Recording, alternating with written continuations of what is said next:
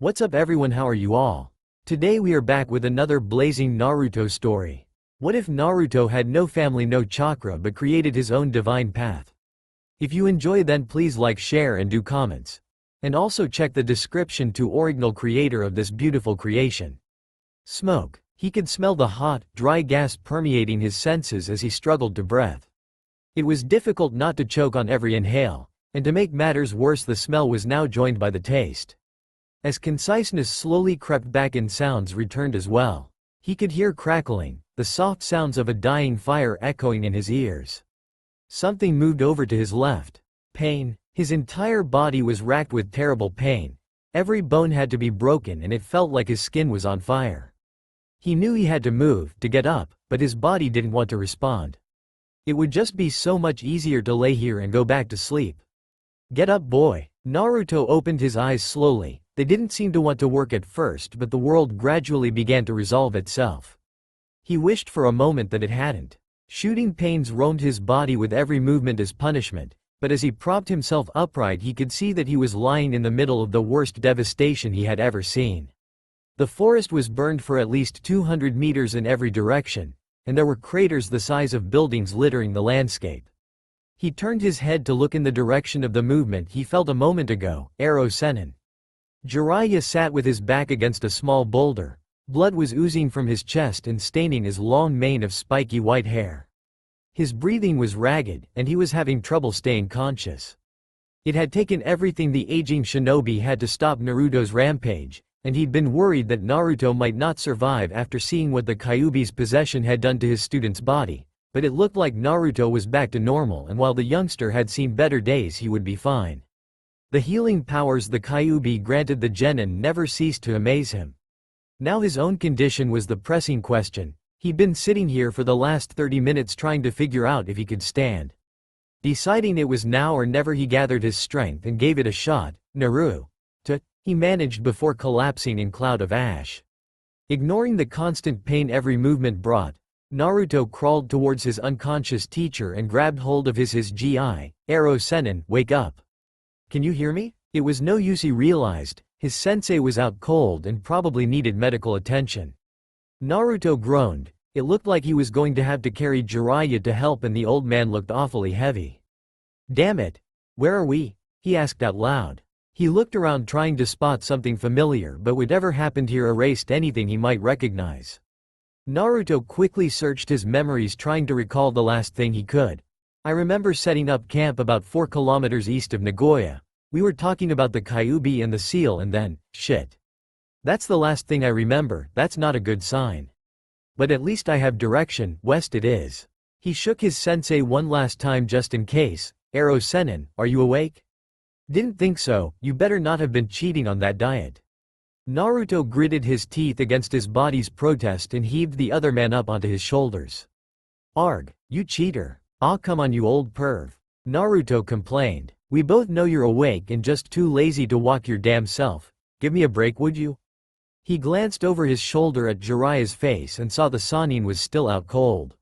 Naruto sighed in irritation. He'd always imagined winning every argument against Arrow Sennin would be more entertaining. He readjusted the weight with a heave and resumed putting one foot in front of the other.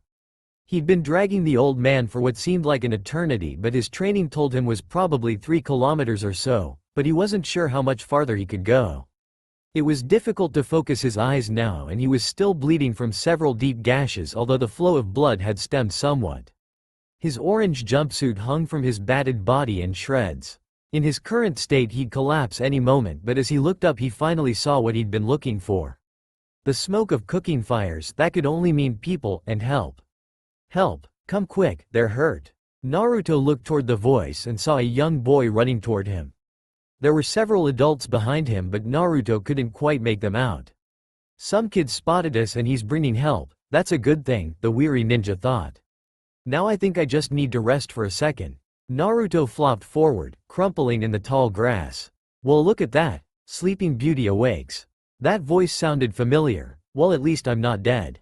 There's no god in heaven that would stick me with Arrow Sennin for all eternity and call it paradise.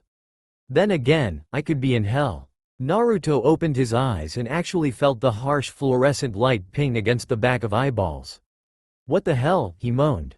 He waited for his eyes to make the painful adjustment to his current surroundings and found himself staring at the white drop ceiling of your typical hospital, something he'd learned from extensive experience. Good, we made it.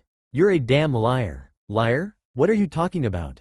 Naruto turned his head to his right and saw Jiraiya lying in the bed next to him. You said you weren't cheating on your diet. Jiraiya looked incredulous. I didn't, I swear. Please, I just lugged your overweight ass halfway across the countryside. From now on your name is Debu Ero Senin. Debu Ero Senin means fat perverted hermit. Bah, you're just too damn weak. Maybe if you worked on strength conditioning once in a while instead of practicing the same jutsu over and over you wouldn't be lying there making baseless accusations. Naruto managed a grin. Yeah, right. He tried to sit up and was immediately rewarded with a terrible jolt of pain trying to split him in half and gave up. Damn, that hurts. How are you doing? Jiraiya's smile faded a bit. My chest feels like it's ground beef but all live. We might be stuck here for a few more days though, I don't heal like you do. Naruto squinted out of one eye and nodded. Speaking of which, what the hell happened out there? The whole damn forest looked like it was destroyed. I've never seen anything like it. You don't remember? Jiraiya asked. Naruto furrowed his brow. No, the last thing I remember was us setting up camp and you taking another look at the Kyuubi's seal before we ate dinner. Jiraiya put his arms up behind his head. That's strange, but I suppose you did take a pretty hard knock to the head. Well, the truth is I was playing around with a new summoning and kind of lost control. I managed to disperse the damn thing but not before the battle caused all that carnage you saw. Naruto stared at his sensei. 2 years with the pervert taught him a lot about how to read the Keiji shinobi and his bullshit sense was starting to tingle. Jiraiya's sensei only summons frogs and he's basically in good standing with Gamabunta, the most powerful of all frogs. Seems awfully unlikely that he could summon another frog that's actually too powerful for him to control. His story doesn't add up. Like, why don't I remember anything at all? Even if I got knocked out during the fight I should still remember something about what happened. And if I really took that kind of hit to the head then why isn't my head bandaged? Naruto decided to bluff. So what really happened? The question was just quick enough to catch the legendary Sannin off guard. What do you mean what happened? I just told you, kid, try not to be so paranoid. It wasn't much but it was enough. That almost instantaneous flicker in Jiraiya's response told Naruto all he needed to know. Jiraiya was lying. He turned his head back towards the ceiling and didn't say anything for a full minute. Jiraiya-sensei? Jiraiya twitched in surprise. He honestly couldn't remember the last time Naruto addressed him respectfully. He might be busted. Yes? Do you think you could tell me what really happened? It's been 2 years now and I want to be able to trust you. Naruto? Please Jiraiya, I know something else happened. I'm 17 years old and I'm tired of all the fucking secrets and all the fucking lies. My life is like one big roller coaster and a huge part of that is because everyone's always trying to protect me from the truth. I don't need that from you too. I need someone who'll treat me like a man and tell me what's real so I can face it. Jiraiya turned away and went completely silent. Naruto sat waiting for him to say something, anything, but nothing came. Damn it Jiraiya, not you too, he whispered. Naruto closed his eyes and tried to push back the flood of emotions that were starting to wash over him but something was breaking, giving way to the tide welling up from his gut. Do you have any idea what it's like to grow up an outcast, Jiraiya? Do you have any idea what it's like for an 8-year-old to be spat on in the streets and not even know why? He demanded angrily. Jiraiya turned back and looked at his apprentice. He tried to keep his own composure but there was a sadness in face that he couldn't wipe away. He didn't know, and knowing that he'd been gallivanting around the world peeking into women's baths while Minato's only son suffered a lifetime's worth of pain just to start his childhood kept Jiraiya up more nights than Naruto would ever know. He wanted to say something, he wanted to apologize, but he didn't want to interrupt. This was something Naruto needed to get off his chest, and it was something Jiraiya knew he needed to hear. Naruto's outburst was starting to pick up speed. I used to get jealous of the other orphans because they could beg for food when we didn't get much to eat. But I couldn't because I was more likely to get beat down than get a piece of bread. The orphans didn't even want me around because I'd fuck things up for them. How is a little kid supposed to understand that? Telling me why they hated me wouldn't have changed how I lived but it would help me understand Jiraiya. At least I would have known it wasn't my fault. Naruto sat up in his bed totally oblivious to the pain shooting through his body. The adrenaline was holding him up now and he couldn't even hear his own words over sound of blood rushing through his ears. It took me my entire life to figure out that I wasn't a monster, that all those fucking bastards were wrong about me. If someone just would have told me the truth back then. But how did I find out that the Kyuubi no Kitsune was sealed into my chest forever trying to eat its way out? I had to learn it from the bastard demon himself after you threw me off a cliff. Jiraiya-sensei, I know I'm not even close to being the Hokage, so I don't expect anything from those ignorant bastards in the village, but you do know me. You know better than anyone how I've risked my life for that ungrateful village and how I've risked my life for the people I love. You've even seen me kill for them, and I've killed to protect you too. Jiraiya couldn't stop his eyes from tearing up. The look on Naruto's face the first time he killed was something the Sannin never forgot. They couldn't wash the blood off fast enough. They never spoke of it again, but the first kill wasn't something that any shinobi ever forgot. Naruto looked Jiraiya square in the face. I've never asked for anything before but acceptance. But now I'm asking you for something else, Jiraiya-sensei. Something I think I've earned after all this time. I want the truth, and I want to know all of it, not just the part you think I'm ready for. Naruto tilted his head down towards the floor and his voice dropped off to a whisper. I just want to know for once what's happening to me before I find out from a monster. Jiraiya couldn't take it anymore. He couldn't bear the sight of Naruto's face and had to turn away. Everything the kid said was true and then some. He couldn't remember the last time he'd felt so guilty. That was one hell of a speech, kid. You're a lot more grown up than I usually give you credit for. Maybe you are ready to hear the truth. God knows I'm sick of hiding it from you. I just hope Tsunade doesn't kill me when she finds out, and I hope you understand, Minato. I have the key, Naruto. Naruto picked his head up. The key to what? The key to the seal on your stomach. Naruto gasped, there's a key. But why? What's it for? Just calm down and listen, the Jiraiya responded. Listen and I'll tell you everything. Naruto relaxed, shocked but quiet. The fourth Hokage entrusted it to me just before he died. It was meant to strengthen the seal if it ever weakened over time, but it can also loosen or release the seal completely. That's what really happened yesterday. I thought I could loosen the seal and give you greater access to the fox's chakra. But the demon took over your body and I was barely able to stop you. Naruto sank back into the soft cotton sheets. So I was the one who destroyed the forest and caused all that destruction, and I don't remember any of it. Jiraiya nodded, yes, and it was my fault. I've been studying the seal and I thought it would be safe to loosen it. But there's a lot more to the key than that, Naruto. Like what? My studies over the last couple of years keep pointing to the same conclusion no matter how I look at it. It looks like the seal that the fourth Hokage used to imprison the Kyuubi is incomplete. Naruto almost jumped out of his bed and ended up doubled over in pain. Naruto, calm down, you're gonna hurt yourself. Okay, I'm calm, he spit through clenched teeth. Naruto tried to ease himself back into bed. What do you mean incomplete? I mean just that, it's like the sealing technique was left one step short for some reason. I don't know exactly why he would do that, but one thing seems certain, it was intentional. If he had completed the seal, then you and the Kyuubi would be permanently entangled, but you're not. Naruto's face brightened. Really? Jiraiya saw his mistake and continued quickly. That doesn't mean you can get rid of it, Naruto. If the seal is released, the Kyuubi would exit through you, killing you in the process. It's only temporary for him. Then why leave it open to being released at all? Naruto wondered aloud. What the fuck? Didn't he do enough to me? I'm stuck with this damn thing for my entire life and he leaves the door cracked open for me to be ripped apart just in case. Naruto's outburst was rewarded with another flash of pain. Naruto, calm down if you want to hear the rest. He shot Jiraiya a dirty look. There's more? What, did he leave a bomb in my chest too? Ignoring the sarcasm, Jiraiya continued. Have some faith, would you? The fourth wouldn't have done this without good reason. I should know he was my student. Naruto stared at his sensei in amazement. This really seemed like one of those things you told someone before a couple of years went by. You what? Jiraiya gave him a slightly bored expression. What? I was the fourth Hokage's Junin instructor, didn't I mention it? Naruto shook his head. No, you didn't mention it. You know I've always wanted to be the Hokage. Why wouldn't you tell me that you taught one of them? Jiraiya smiled. What's important is that I'm telling you now so you understand who taught the fourth his sealing techniques. Now the fourth did eventually eclipse me, and your seal is one of his custom jobs that I don't fully understand, but don't worry, you and I are going to figure this out together. The fourth Hokage had a plan for you, Naruto, and we're going to finish what he started. Naruto leaned back and looked thoroughly dejected. Well, you'll have to excuse me if I'm not overly impressed with his great plan so far.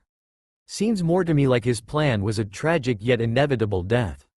Quit being such a drama queen. I can tell you as a matter of fact that the fourth Hokage had big plans for you, Jiraiya said, smiling. Oh yeah? And how do you figure that? Jiraiya's smile faded. Are you sure you want to know everything, Naruto?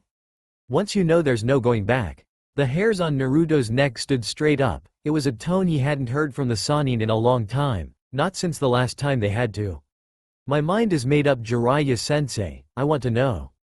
Jiraiya sighed. He never figured he would be the one to tell the kid, even though by almost any measure it was his duty above anyone else's. It just wasn't his kind of thing. It was the kind of duty that he'd made a career out of avoiding. But perhaps that was the point. Perhaps it was important for them both, the teller and the tellee. Minato would think it was hilarious. The reason I know the fourth would want things to go well for you is simple, kid. He might have been my student, but he was your father. Jiraiya sat and stared at Naruto to see how he would react. This wasn't exactly his area of expertise. Naruto blinked. What? Naruto blinked again. What did he say? The room started spinning and Naruto lost track of his surroundings. My father was the fourth Hokage? But I don't have a father, I'm an orphan. If I had a father, someone would have told me. If I had a father, if I had a family. What the fuck did you say? Naruto screamed. I don't have a father. I don't have a mother. I don't have anyone. I didn't find myself. Do you understand me? Fuck you, Jiraiya. And fuck the fourth Hokage. A pair of large hands enveloped him. Someone had him. Someone was forcing him down, trying to stop him. Get off of me. Get away from me, you fuck. I'll kill you. But the hands were strong. He couldn't break free. He couldn't even see. Everything was red. Everything hurt. Naruto, please stop. He wasn't sure why, but Naruto stopped just like the voice asked. Maybe it was the word, please. He didn't hear that very often. Nothing made much sense, but he looked up and saw someone. Someone was holding him, someone he knew. Jiraiya? Naruto? Are you okay? The world stopped spinning and the room turned white again. It was a hospital room, wasn't it? Naruto moved his eyes around, but ultimately they focused in on Jiraiya. The Sannin was out of his bed and holding him down, he realized. Looking into Jiraiya's face, the new information finally integrated itself with his consciousness and Naruto breathed out slowly. Jiraiya was bleeding. I'm okay, Jiraiya-sensei. I'm sorry. Please lay down, you're bleeding. Jiraiya cast a weary glance at his student and slowly peeled his hands from the young man's arms. He looked down and confirmed what he already knew. He broke a whole mess of stitches. He could hear the now patient-less monitor next to his bed echoing out a steady tone. At least he wouldn't have to call for the nurses. Jiraiya limped back over to his bed and laid back down with a heavy grunt. Naruto watched him hit the bed, but he was lost in his own thoughts. The fourth Hokage? But why would he do this to me if I'm his son? Why did he curse me? Why did he leave me all alone? Why? An image suddenly flashed across his mind, of hair, of eyes, and stone. Naruto felt his entire body relax like an unseen weight just vanished into the ether. He never left at all, did he? He was always there watching over me, hiding in plain sight. Jiraiya-sensei? Yes, Naruto? What was he like? Naruto looked down at the village of Konoha from his high perch. Standing atop a power pole, he breathed in the fresh air and let his gaze settle on Hokage Mountain. He studied the face of the fourth Hokage, looking for something. Well, I'm back. I hope you didn't get too used to things being quiet around here. I plan on making a little noise. He whispered. Naruto. Jiraiya called. Get down here. Someone wants to see you.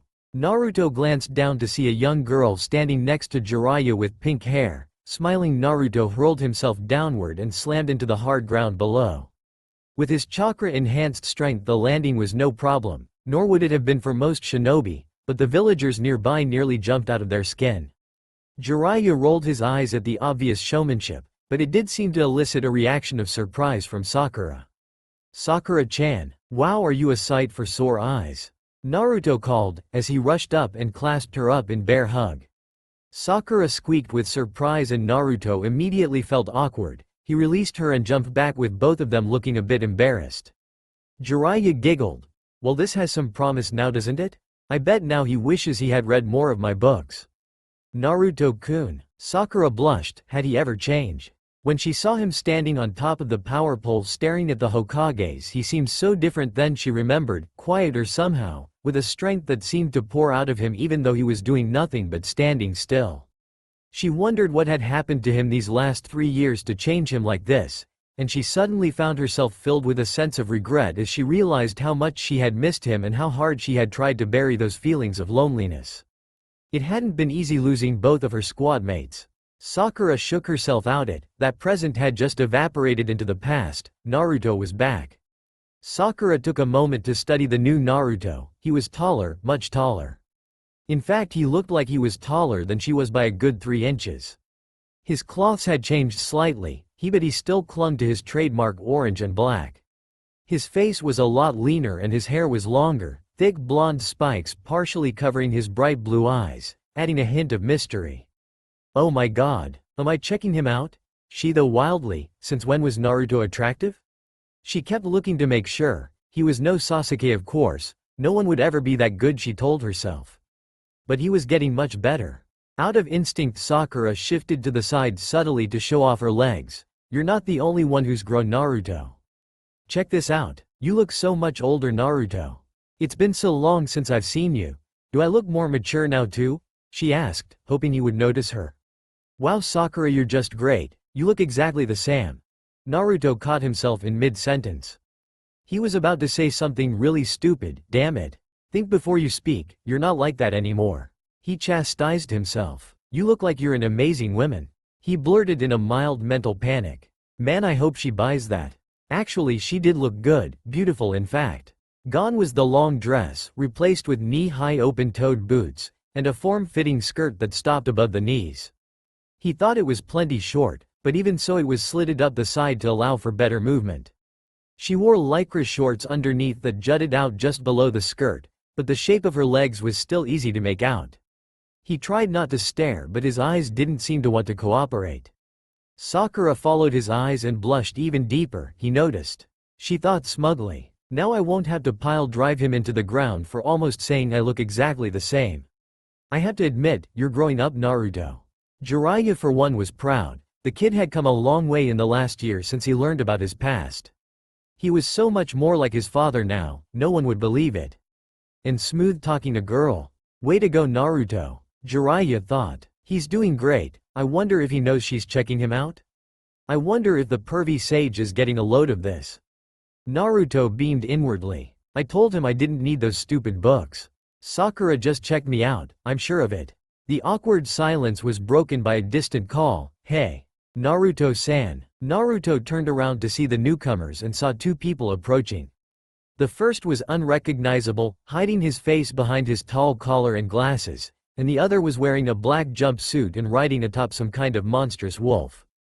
The rider predictably arrived first and leapt off his beast, landing right in front of Naruto and Sakura.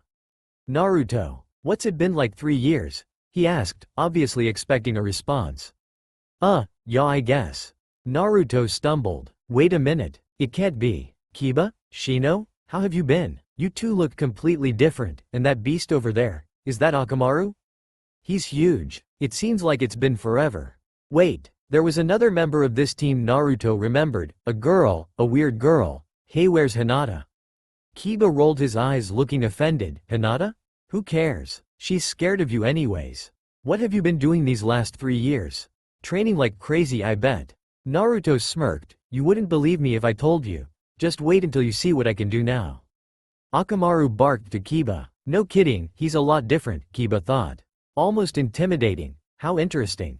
Shino was having the same thought. His bugs were whispering a warning to him that there was dangerous chakra near. If it was anyone else he would have thought that Jiraiya-sama's formidable presence was setting them off, but he could tell it was Naruto. So Naruto, you seem a lot different than I remember, you seem much stronger. I take it that your training with Jiraiya-sama was a success? Success? You bet it was. I'm a lot stronger now than when I left. And I'm not just a brawler anymore either. Jiraiya-senai's been teaching me a whole lot of techniques that run in my family. He stuttered, not wanting to give away too much. A lot of techniques that I seem to have an affinity for. One of Shino's eyebrows raised slightly behind his sunglasses. Something familiar ticked at the edge of Naruto's senses. He looked away suddenly, searching for something down the street. I know that feeling, it must be. He made a quick sign with his left hand, and with a puff of smoke he was gone. Whoa, his friends all yelled in unison. They weren't expecting that. When did he learn that? Sakura wondered. A body flicker jutsu. It was a deceptive jutsu that gave the user the illusion of teleportation, but Sakura knew that wasn't really the case. A shinobi first concentrated a large mass of chakra inside their body and then pre-planned out his or her route. Once the jutsu was activated, the user's body would perform the planned series of movements at an incredible speed, faster than they ever could hope to do normally.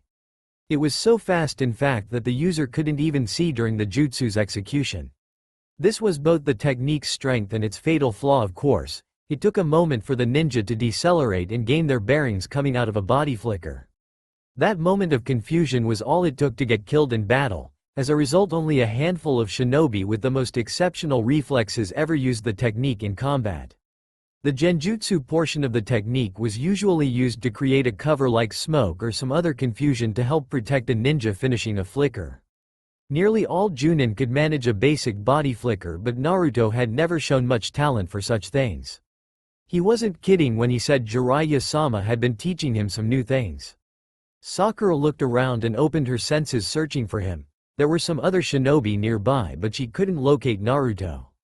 I don't have time for this, she thought. I'm supposed to bring him to talk to the fifth.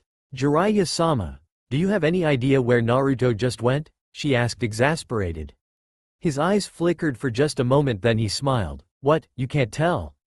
Oh, Hinata Hyuga yelped. Naruto Uzumaki, the love of her life, had just appeared in front of her, and she was absolutely paralyzed. She had hidden down the street and behind a fence when she saw him standing up on the power pole. She wasn't ready to see him, not after 3 years. She had no idea he was back. What was she going to say? I still freeze up around him, damn it.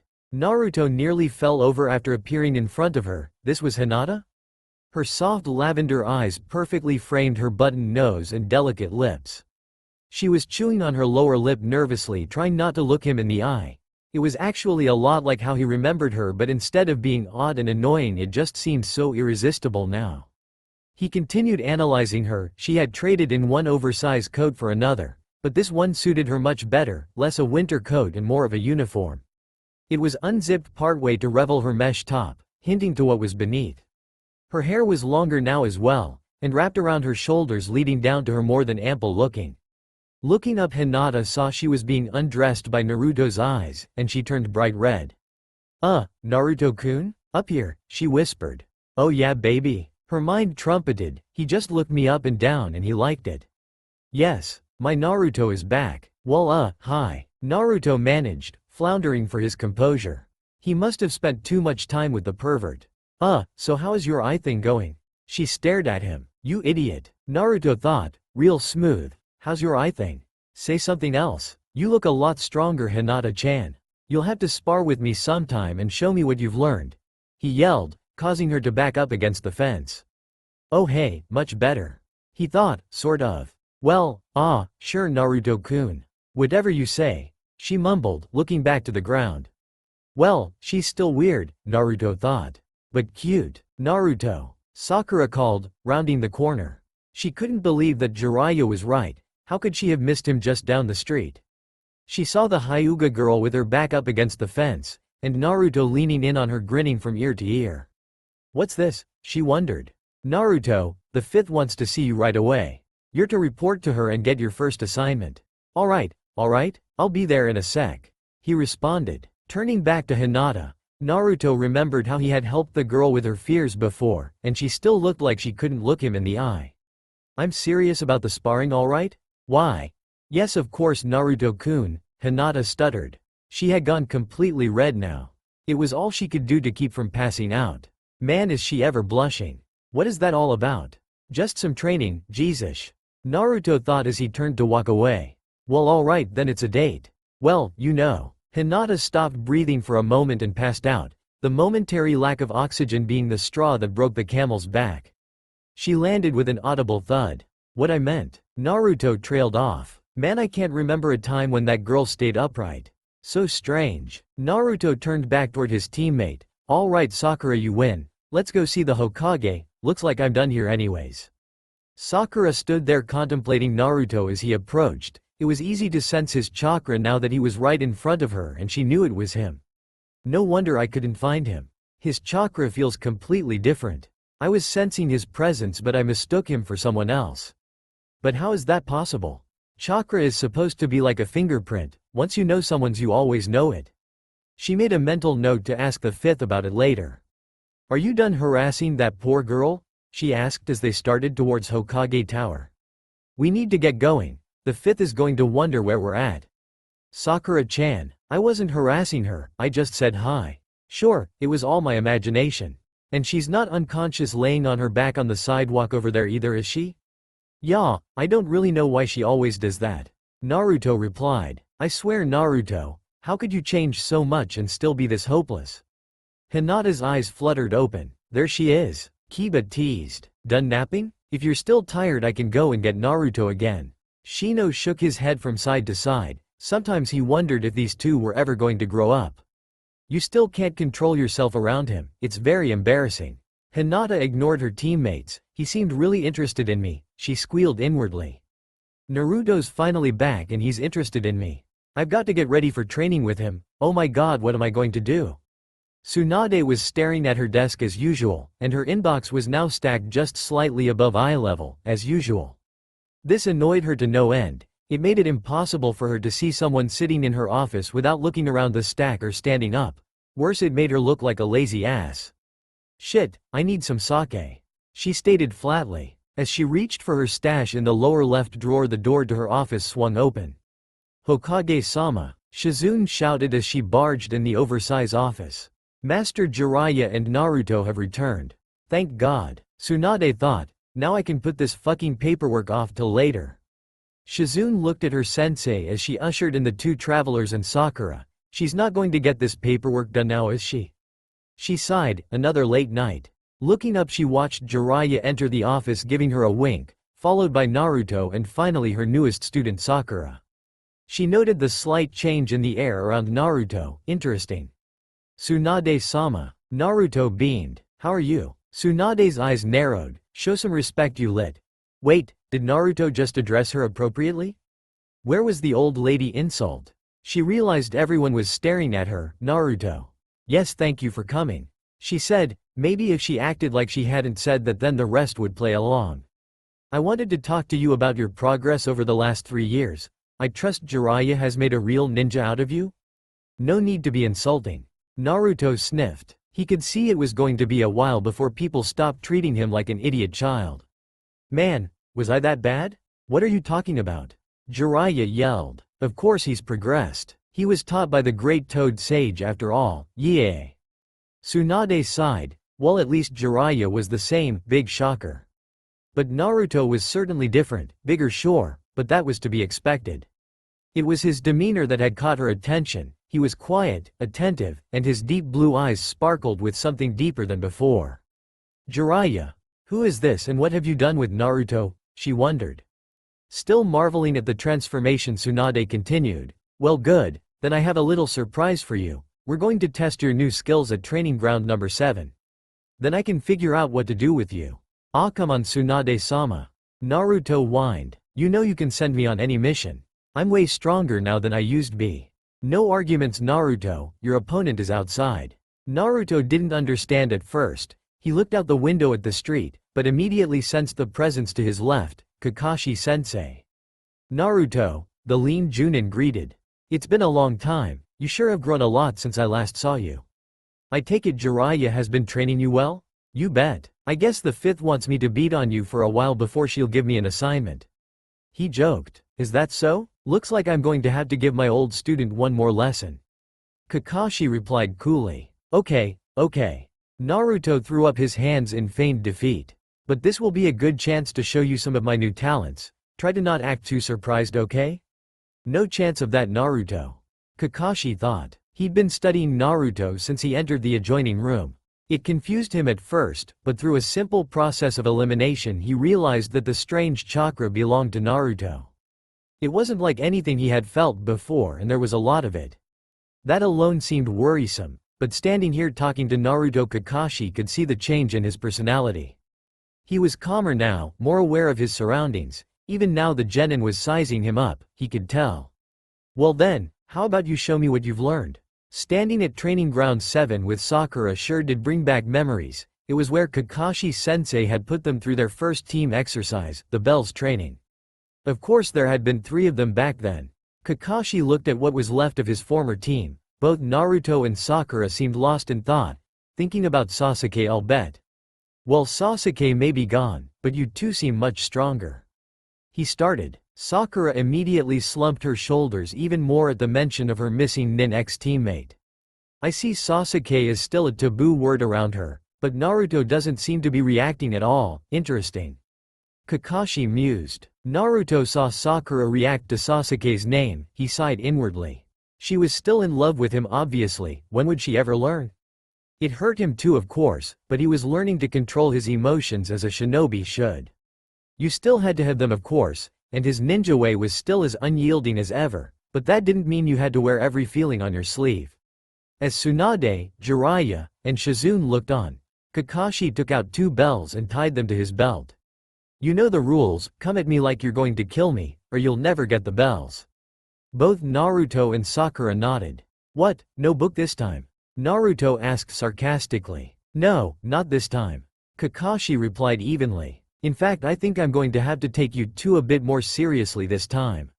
The mysterious Junin lifted his headband to reveal his seldom-seen left eye. The tomos surrounding his red Sharingan eye rotated slightly. I think I'm going to need this. In the distance, another watched the training, but she was having trouble seeing. Byakugan, she said, calling upon the birthright technique of her family. Hinata gasped. What was wrong with her eyes? Are you ready? Kakashi asked. Without a word, Naruto charged first, jumping high in the air. Kakashi flicked a couple of kunai his direction to slow his advance and gauge his movements.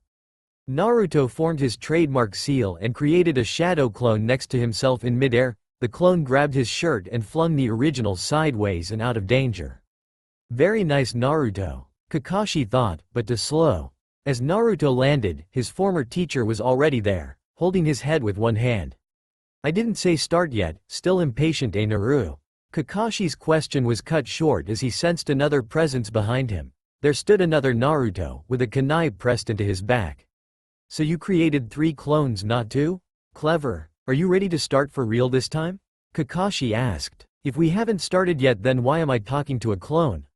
Naruto replied. The question had the desired response. When did he see? Kakashi's clone wondered as the kunai plunged its back, causing it to vanish in a puff of smoke. Sakura, below. Naruto shouted. She understood immediately. Sakura slammed her fist into the ground, calling upon all her strength, and the terrain within a 10-meter radius shattered, revealing an underground and shocked Kakashi staring up at his former students.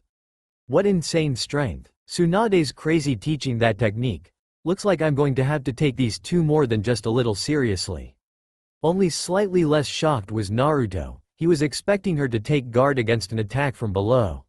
When did she learn that? He wondered. Man, I better not piss her off. Kakashi jumped up out of the crater onto a particularly large piece of rubble. Well, I can see this is going to be more interesting than last time, he called out. Why don't we test your defenses? Kakashi's hands blurred as he threw together a series of complex hand signs, Doryuden no Jutsu. The ground began rumbling as a massive earthen dragon raised up from the dirt next to Kakashi. Naruto and Sakura both tensed, not knowing what to expect. Suddenly the mouth of the dragon glowed white and it spit several large projectiles towards them. Sakura dodged the incoming fire with practiced grace. Darting left then up, she escaped unscathed. Her sensei Lady Tsunade had taught her if she had one responsibility as a medical ninja, it was not to get injured. She turned back to see if Naruto avoided the attack. Naruto held his ground until the last moment, Shunshin no Jutsu. He vanished as the balls of chakra-laced mud exploded at his feet, sending a wave of dirt and grass into the forest. Naruto reappeared 3 feet in front of Kakashi, already throwing a quick jab towards his face. Kakashi reacted instantly. Tilting his head out of the way and tapping the outside of Naruto's arm, he forced the young ninja to overextend and grabbed him by the shoulder. Using Naruto's momentum against him, Kakashi turned his hip into Naruto and tried to throw him away and to the left. But Naruto anticipated the move, and had already rotated his hips in the direction of Kakashi's toss. This allowed him to keep his balance and counter the move altogether as he naturally rotated back to face his mentor and dug his feet into the ground. The momentum now his, Naruto grabbed Kakashi's arm and pulled back hard, throwing the Junin over his shoulder.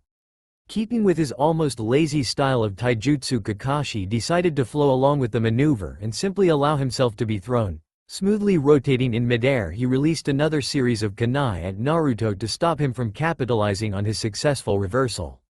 Naruto was about to surge forward after his mid-air opponent but was forced to hit the deck to avoid the kunai. Excellent work, Naruto. Kakashi praised, landing gently in the pasture near the water. That was an excellent use of the body flicker technique. If your timing was any better, you might have got me. Actually, his timing is superb. It's just his bad luck that the Sharingan defeats the speed and genjutsu of that technique. Without it, he probably would have landed that blow. I've only known a handful of shinobi who've honed the body flicker to a point where it can be used effectively in battle. Very impressive. He also managed to counter my throw. His taijutsu is improved as well. This could make his shadow clone technique very troublesome. The last thing I need is an army of Narutos that can attack and defend well, he thought. Now I've got you, Sakura yelled. She rocketed down towards him with her right leg extended and aimed at Kakashi's head. Kakashi looked up and squinted, trying to separate her from the noontime sun. She's using the sun to blind me to her attack. I can't see well enough to counter, not that I'd want to against her. He dove out of the way as she demolished the area he was standing in only a moment before. His escape forced Kakashi onto the lake. Taking up position on the water, he stared down his two pupils as they regrouped and faced him. I have to admit, you two are getting to be quite the handful. I'm starting to miss the old days. Really? We're just starting to have fun, Naruto yelled. Oh really? All right then, have some fun with this. Kakashi's hands blurred again as he formed his next attack. Oh my god, his hands are moving so fast I can't make out the signs, Sakura yelled. Naruto smiled to himself. You're right, Sakura, he is fast. You may not be able to read his hand signs, but I can. Naruto tapped his thumb against a small tack on his belt. Tsunami Kyokan Jutsu. A massive wall of water raised up out of the lake in front of Kakashi and surged in the direction of Naruto and Sakura. Naruto, it's too wide to avoid, Sakura called over the roar of the approaching tidal wave. I know, get next to me and hold on, he yelled back. Kakashi watched the wave break onto land and engulf the area in several tons of frothing water. Just as the wave broke and came crashing down on the ground where Naruto and Sakura had been, he saw something flash straight up, escaping the onslaught. With water and smoke streaming off the mysterious object, he had trouble making out exactly what it was.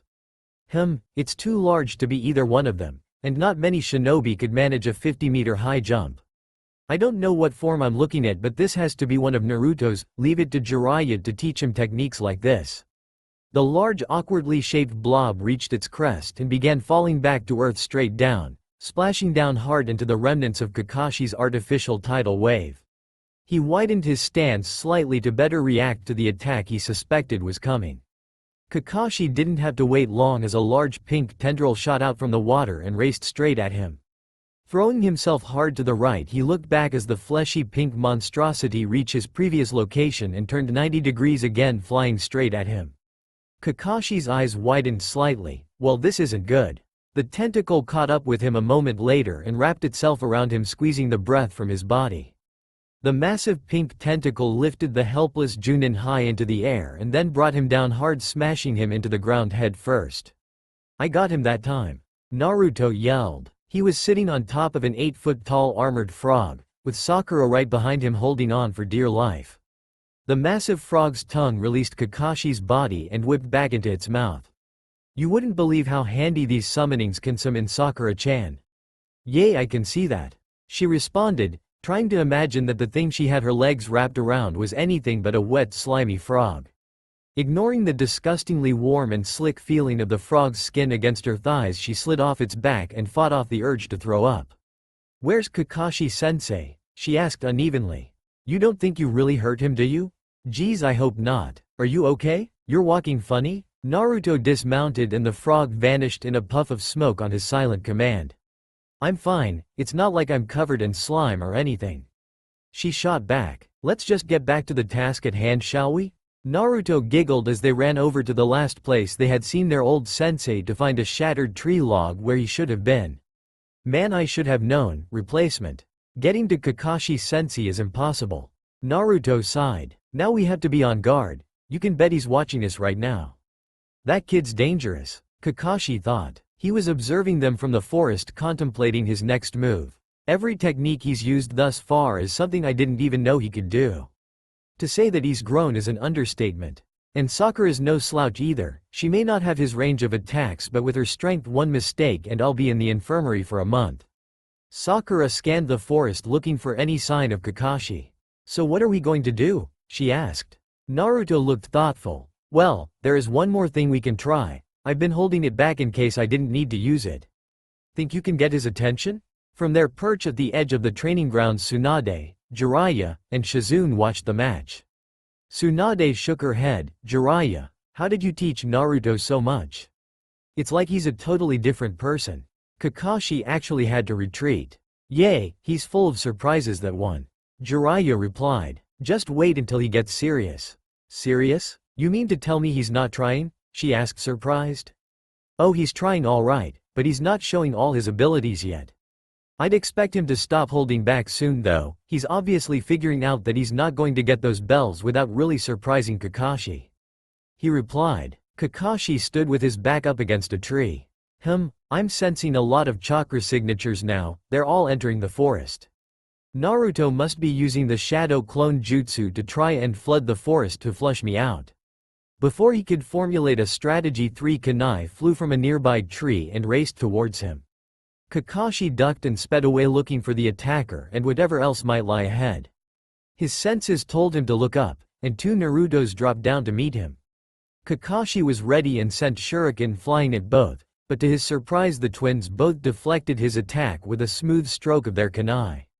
Kakashi halted as they landed in front of him, cutting off his escape. "I knew it, these clones are going to be troublesome. They're so much more capable now. But that's the true advantage of the shadow clone technique. It multiplies the user's effectiveness on the battlefield. Naruto may only be twice as good as he once was, but now that improvement is multiplied by each and every clone, making him 10 times harder to deal with." The Naruto twins stared at Kakashi but didn't move. "Well, are you just going to sit there?" he asked them. Suddenly, they looked at each other with a grin and vanished, leaving Kakashi in the clearing alone. "Oh, this can't be good," he said under his breath. "Oh no," an overly girly voice rang out to his right. "This stupid uniform is always giving me so many problems. Now I can't even get this top to stay buttoned and I'm totally exposed." Sakura complained. She turned to face Kakashi. Her shirt was unbuttoned, exposing her soft white stomach and lacy pink bra. Biting her lower lip and giving her best puppy dog eyes, she pleaded, "Kakashi-sensei? Could you help me please? Everyone can see my perky S." Kakashi completely forgot where he was. His Sharingan began spinning wildly, trying to take everything in, while a voice somewhere in the back of his head screamed at him for being a dirty old man. "You trained her as a child, you sick bastard. Why in world would?" Wait, trap. His paralyzed mind caught the ruse too late. The half-naked Sakura vanished in cloud of smoke as he felt someone approaching from behind. Without any time to think, Kakashi jumped straight up to escape. Glancing over his shoulder, he saw the ground disintegrate as the real Sakura just missed with another monstrous punch. "So you like looking at underage girls, do you, you old pervert?" Naruto was hiding in the brush nearby and saw Kakashi in midair. He wasn't where Naruto was hoping he'd be, however, and now Sakura was going to get in the way, but it would have to do. "Okay Naruto," he whispered to himself, "nothing but speed, pure speed." Gathering as much chakra as he could muster, Naruto launched himself full speed at the legendary copy ninja, hoping to catch him off guard. Naruto blurred out of the brush and flew towards Sakura and Kakashi. At the last second he jumped over Sakura and flicked a kunai into his hand.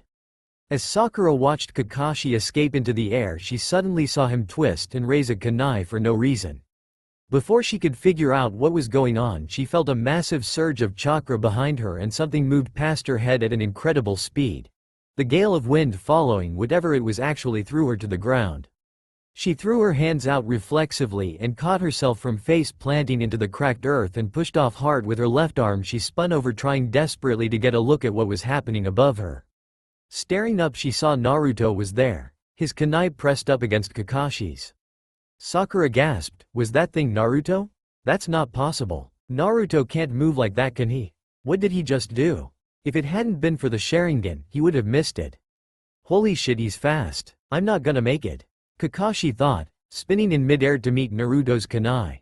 He managed the counter with nothing to spare, but the move had forced him off balance and in midair that was deadly.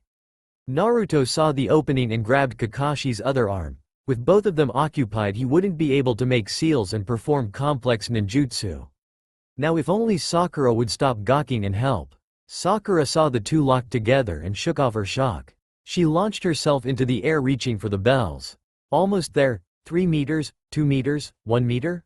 Kakashi vanished in puff of smoke, replaced with another large tree branch. Shit. Naruto and Sakura collided and came crashing towards the ground in a jumble of arms and legs. With a last-second flip, Naruto landed on his feet and caught his upside-down teammate against his body just before her head impacted the hard ground below. Belly to belly and inverted, Naruto looked down, Sakura looked up, and 4 eyes nearly bulged out of their sockets. This was easily the closest Naruto had ever been to this particular region of woman, and while his mind screamed at his eyes not to look in the name of decency, his eyes responded with the biological equivalent of, piss off. Oh my god, I can't believe I'm staring at her. Is Sakura-chan wearing underwear? Oh shit, that pervy sage is starting to rub off on me. If I don't say something quick, Sakura is going to kill me. Sakura? Are you okay? He asked her pelvis. Sakura was still trying to come to terms with being within 6 inches of Naruto's crotch when she realized with startling clarity where his face was. Put me down, you pervert. She screamed. Naruto immediately complied and dropped her on her head.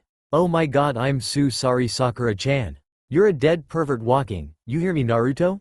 Kakashi-sensei, help me please. Jiraiya and Shizune collapsed in laughter as the forest was filled with the sounds of Naruto's screams. But Tsunade wasn't paying attention anymore. She was just staring at the young blonde genin. How did he move like that? There was no technique, it was just speed. He nearly got the drop on Kakashi even with the Sharingan. If Tsunade would have screamed at every one of them all the way back to Hokage Tower, it would have been better than utter silence they got. On entering her office, she turned to Shizune. Go get me some sake, cold. None of the cheap crap. Yes, Lady Tsunade. She peeped. She was glad to be out the room, but something told her it would almost be worth it to stay just to see what was going to happen. Tsunade looked at Naruto, then Jiraiya, then back again. So who's going to tell me what happened out there? Naruto was like a force of nature out there.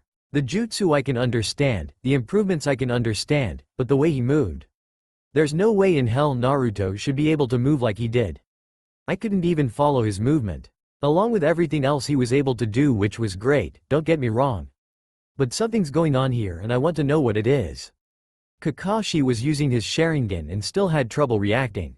And after Naruto and Miss Perky Tits over there finished playing grab ass, they got the bells in 20 minutes. Sakura turned a deep crimson and looked down at the floor. That's not fair, it was Naruto's idea, she said under her breath. What's that? Tsunade asked loudly, glaring Sakura down. Was my other pink-haired perky-chested student running around the forest without her shirt? I don't know whether to beat you for setting Kunoichi's rights back 60 years or congratulate you for finding that pervert Kakashi's weak spot. Sakura clenched up, looking even more embarrassed if possible. Tsunade looked at her star pupil. Well, it actually was a good idea. It got the job done against the opponent they were given. It's not like she's actually going to do that against a real enemy. Naruto looked annoyed. He didn't really think it was a big deal, but he would have to apologize to Sakura later for getting her into trouble. He knew what kind of books Kakashi liked to read and figured that Sakura's wardrobe malfunction would completely shut him down. In retrospect, maybe that wasn't such a good idea, but he was only doing what he was taught. Every situation training in real is different, and the outcome is usually decided by the side with the most creativity. Wasn't being cunning and unpredictable at the very core of being a shinobi? Jiraiya was getting nervous and looking for an out. He knew there was no winning with an angry Tsunade. The Sannin took an almost imperceptibly small step towards the window.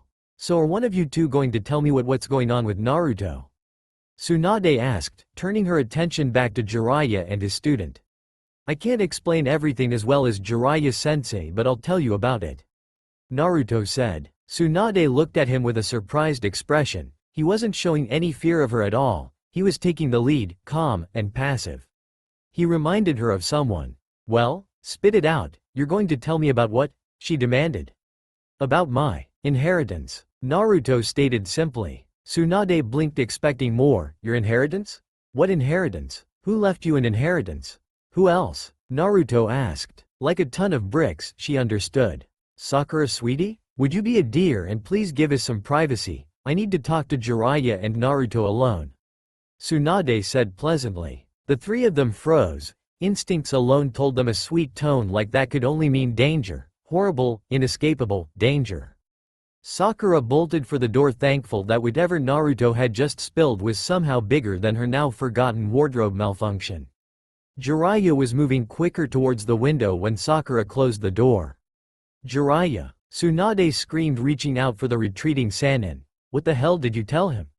You fucking idiot, that wasn't your decision to make. Have you forgotten who issued those orders? She caught him by the tip of his hair and yanked, flinging him across the room towards her and into a fist full of pain.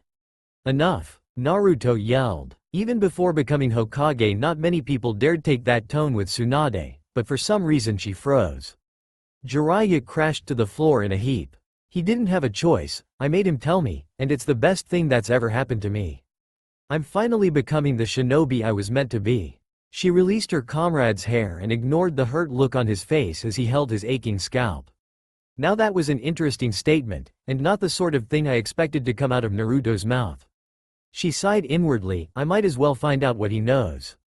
So lay it out for me, what has he told you? It was about a year ago, we had a training accident and I made Jiraiya-sensei tell me the truth, the whole truth.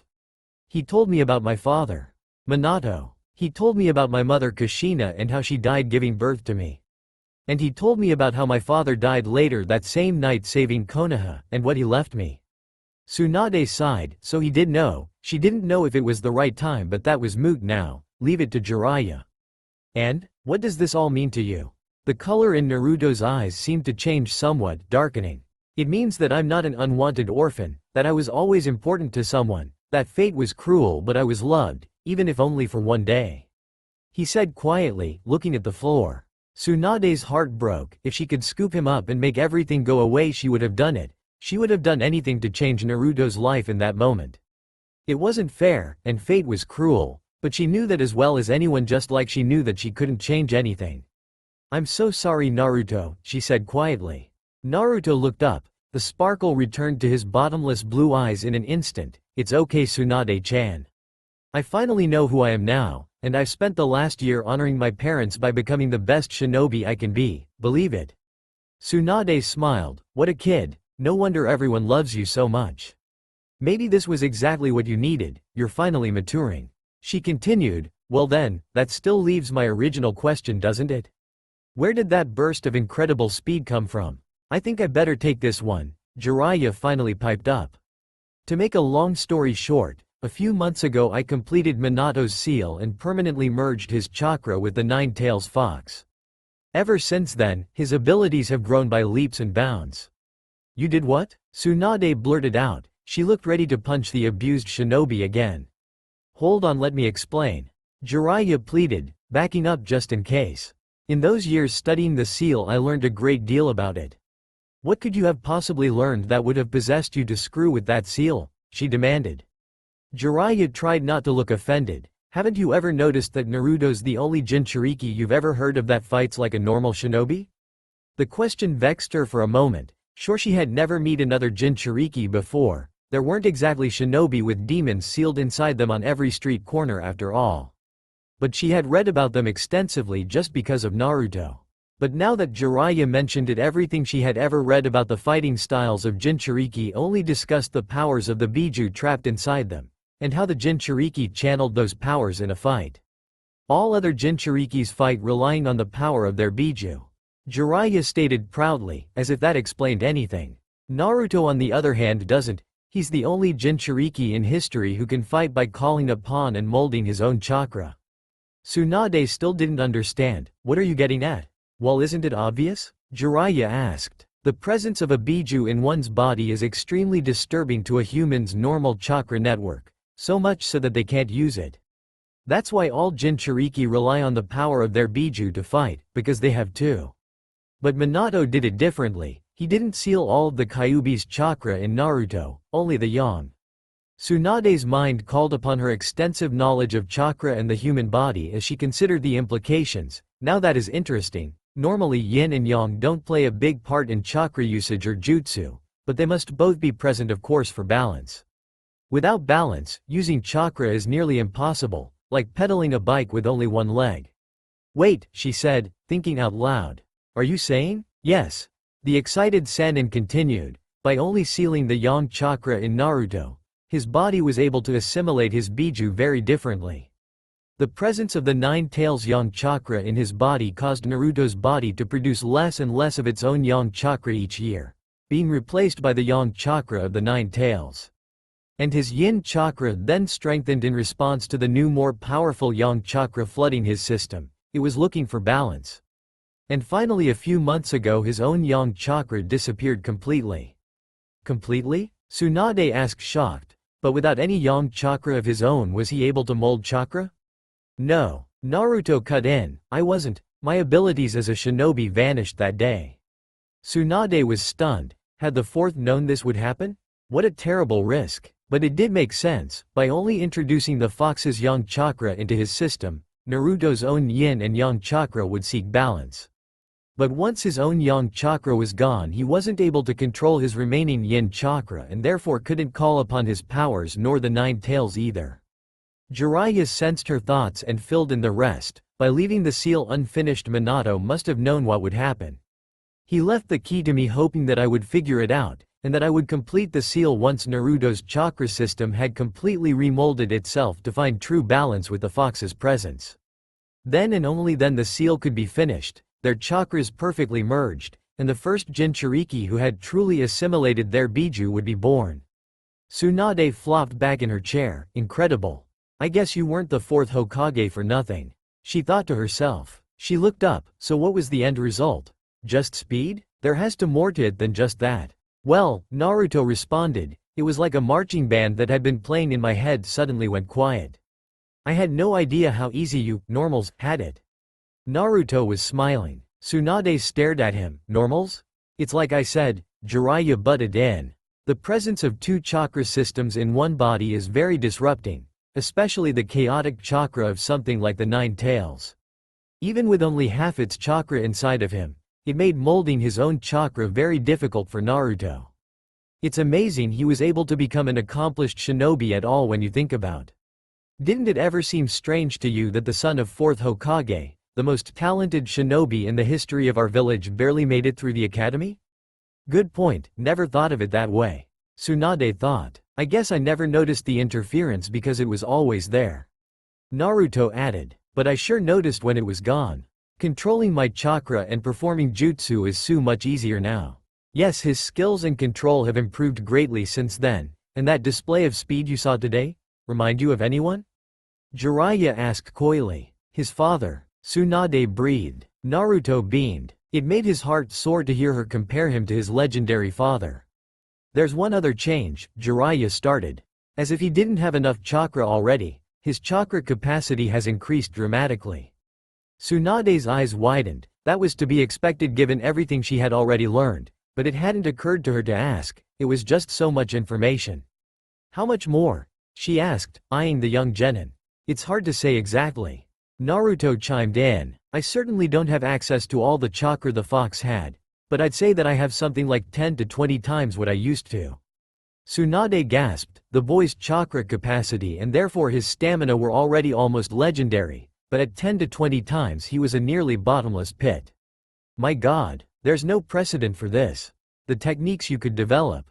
Actually, I haven't quite got the hang of controlling it all just yet. Naruto interrupted. What do you mean? The Nine Tails Chakra? She asked.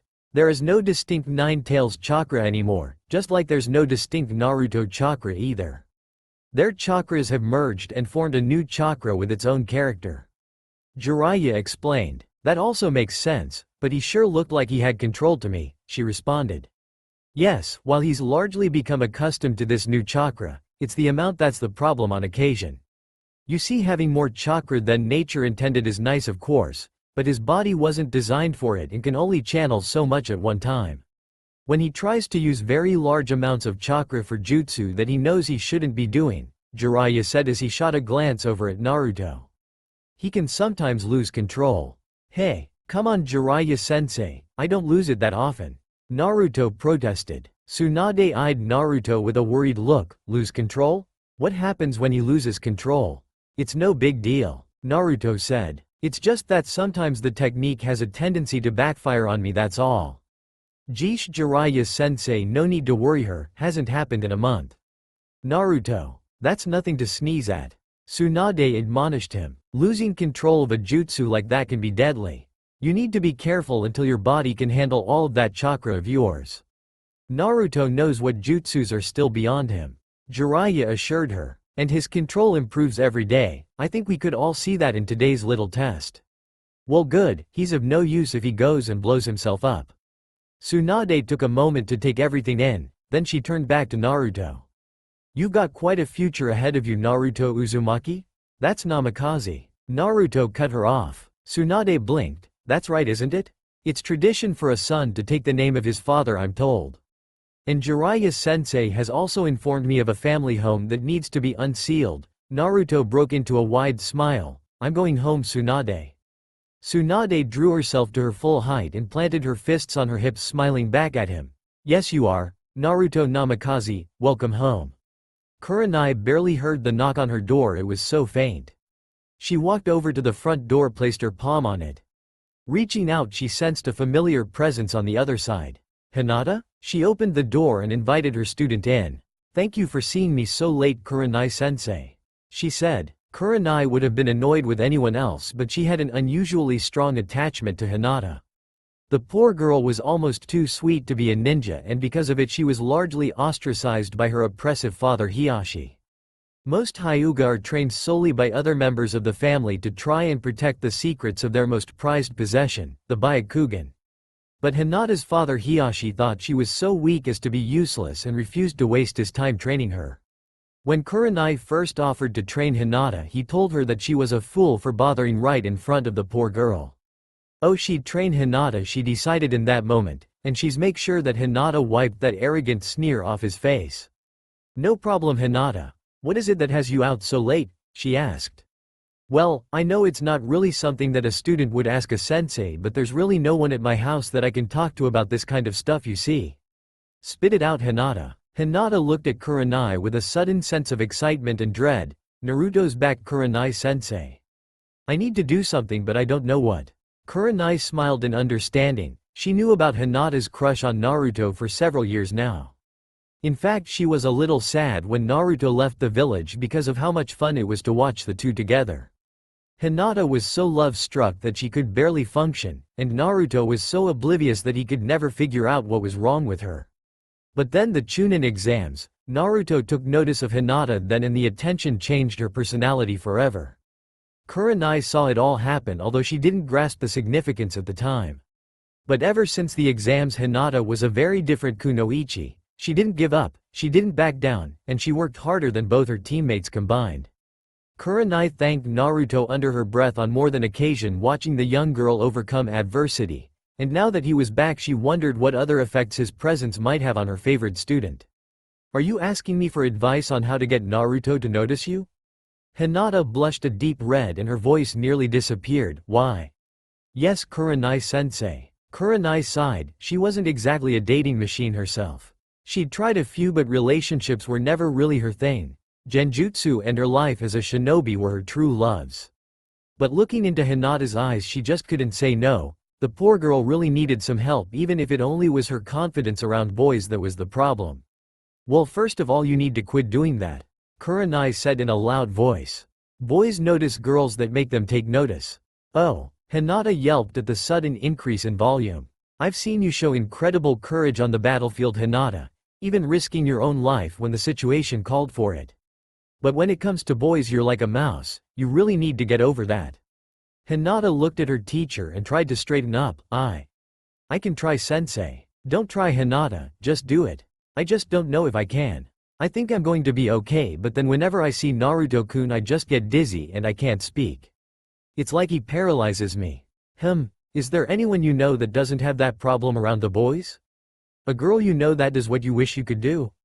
Hinata puzzled for a moment. Well, there is one girl. Her name is Ino Yamanaka. She's always going on lots of dates and things, and she never seems to be scared of the boys. In fact, they seem more scared of her sometimes. Ino Yamanaka? Geez, Hinata, you could sure find a lot better role model than that girl. But I suppose when it comes to manipulating boys she's as good as any. Kurenai thought. Okay, here's what I want you to do. I want you to imagine that you're Ino Yamanaka the next time you see Naruto. You do what she would do, you don't do what you do. Don't do what I would do. Hinata repeated. Are you sure that will work? Of course I'm sure that'll work. Do you know how many men try to hit on me? She asked. Hinata's eyes got wide. No, Kurenai-sensei. Is it a lot? Are you kidding? I practically have to beat them off with a stick most days. You may not know it, but your sensei is some hot shit when it comes to the boys. She stated proudly. Oh, I guess I just never knew or anything. I've never seen you with anyone. Hey, are you gonna take shots at me or take my advice? Oh, I'm sorry. I didn't mean it like that.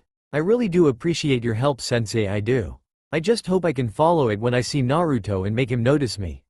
I just need to be like Ino, right? Exactly. Now let's try a little practice run, shall we? I'll be Naruto and you're going to be Ino, got it? Oh, okay, sensei, but I don't really think I want Ino to date Naruto-kun.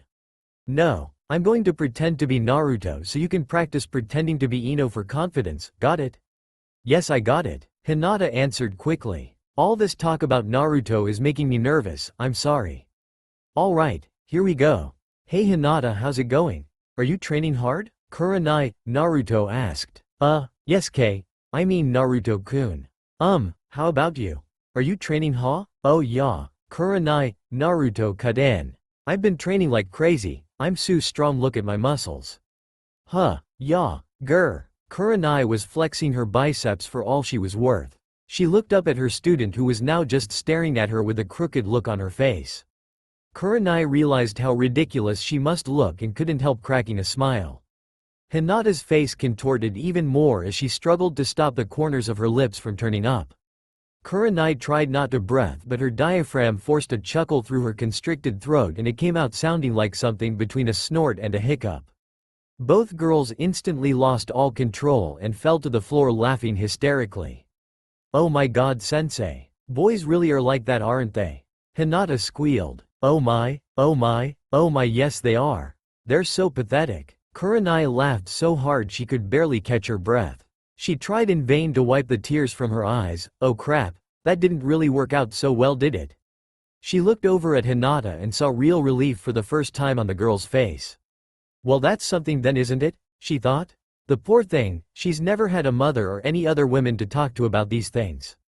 Hinata's finally got control of her giggles. Thank you, Kurenai-sensei. I feel a lot better now. I guess I just needed someone to talk to. It's always so hard for me to express my feelings, you know? I know, Hinata, believe me, I've been there. So do you think you're going to be okay? I think so, I'll just pretend that I'm Ino, but only for confidence, right?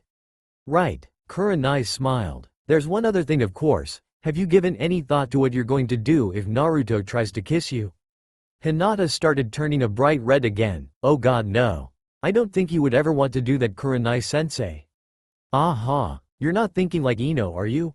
Ino would expect Naruto to try and kiss her, and she would have decided what she was going to do about even before the date. Do you really think I'm pretty enough for him that he would want to kiss me? Kurenai's face suddenly contorted in dismay. Hinata. That's it, girl. I've heard more than enough of this shit. Get over in front of that mirror right now. She yelled. Hinata's face went rigid and she ran in front of the mirror as she was instructed. Now take off that hockey jersey you're hiding behind. Hinata unzipped her jacket and threw it on the floor. Ditch the shirt. Hinata glanced over at her sensei. My shirt? Your shirt, she replied loudly. Hinata complied and took off her shirt, throwing it on top of the jacket. She crossed her arms across her chest instinctively, feeling the cool air of the room on her chest. And the pants? Hinata threw a wide-eyed stare over at Kurenai this time, but she could see her sensei meant business. Hinata gulped hard and pulled her pants down. She tossed them aside and stared at the floor. Now, Kurenai said gently as she walked over behind Hinata. Look at the girl in the mirror. Hinata raised her head slightly and glanced up at her reflection, feeling exposed and embarrassed. Kurenai took Hinata's hair in hands and started gathering it together. Look up, Hinata, and don't be embarrassed. Put your arms down and look at yourself. Hinata slowly raised her head straight up and watched Kurenai finish putting her hair up into a simple bun. Kurenai produced a chopstick out of nowhere and put it through the bun to hold it in place. With a nod she stepped back. So, do you see her? She asked.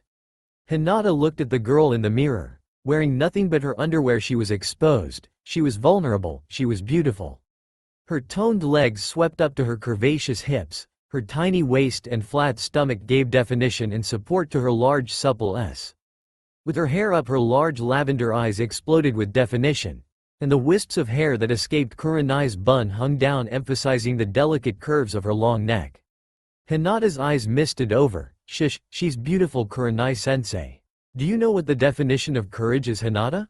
The definition? The definition of courage is to face that which you truly fear. And I know that when the time is right, your courage will conquer all your fears. Hinata smiled at the girl in the mirror. She widened her stance and threw her hands to her hips. You're right, Kurenai-sensei. I am beautiful, and I am courageous, and I'm going to make Naruto mine. Good for you, Hinata. Now get your clothes on. People are gonna think weirder things are going on in here than there already are. Oh, yes, sensei. Oh, and one other thing. If really want to land a boy, you have to dress for the occasion. Now where is it? Naruto asked himself. He was walking down Fudo Street looking for the address Tsunade had given him.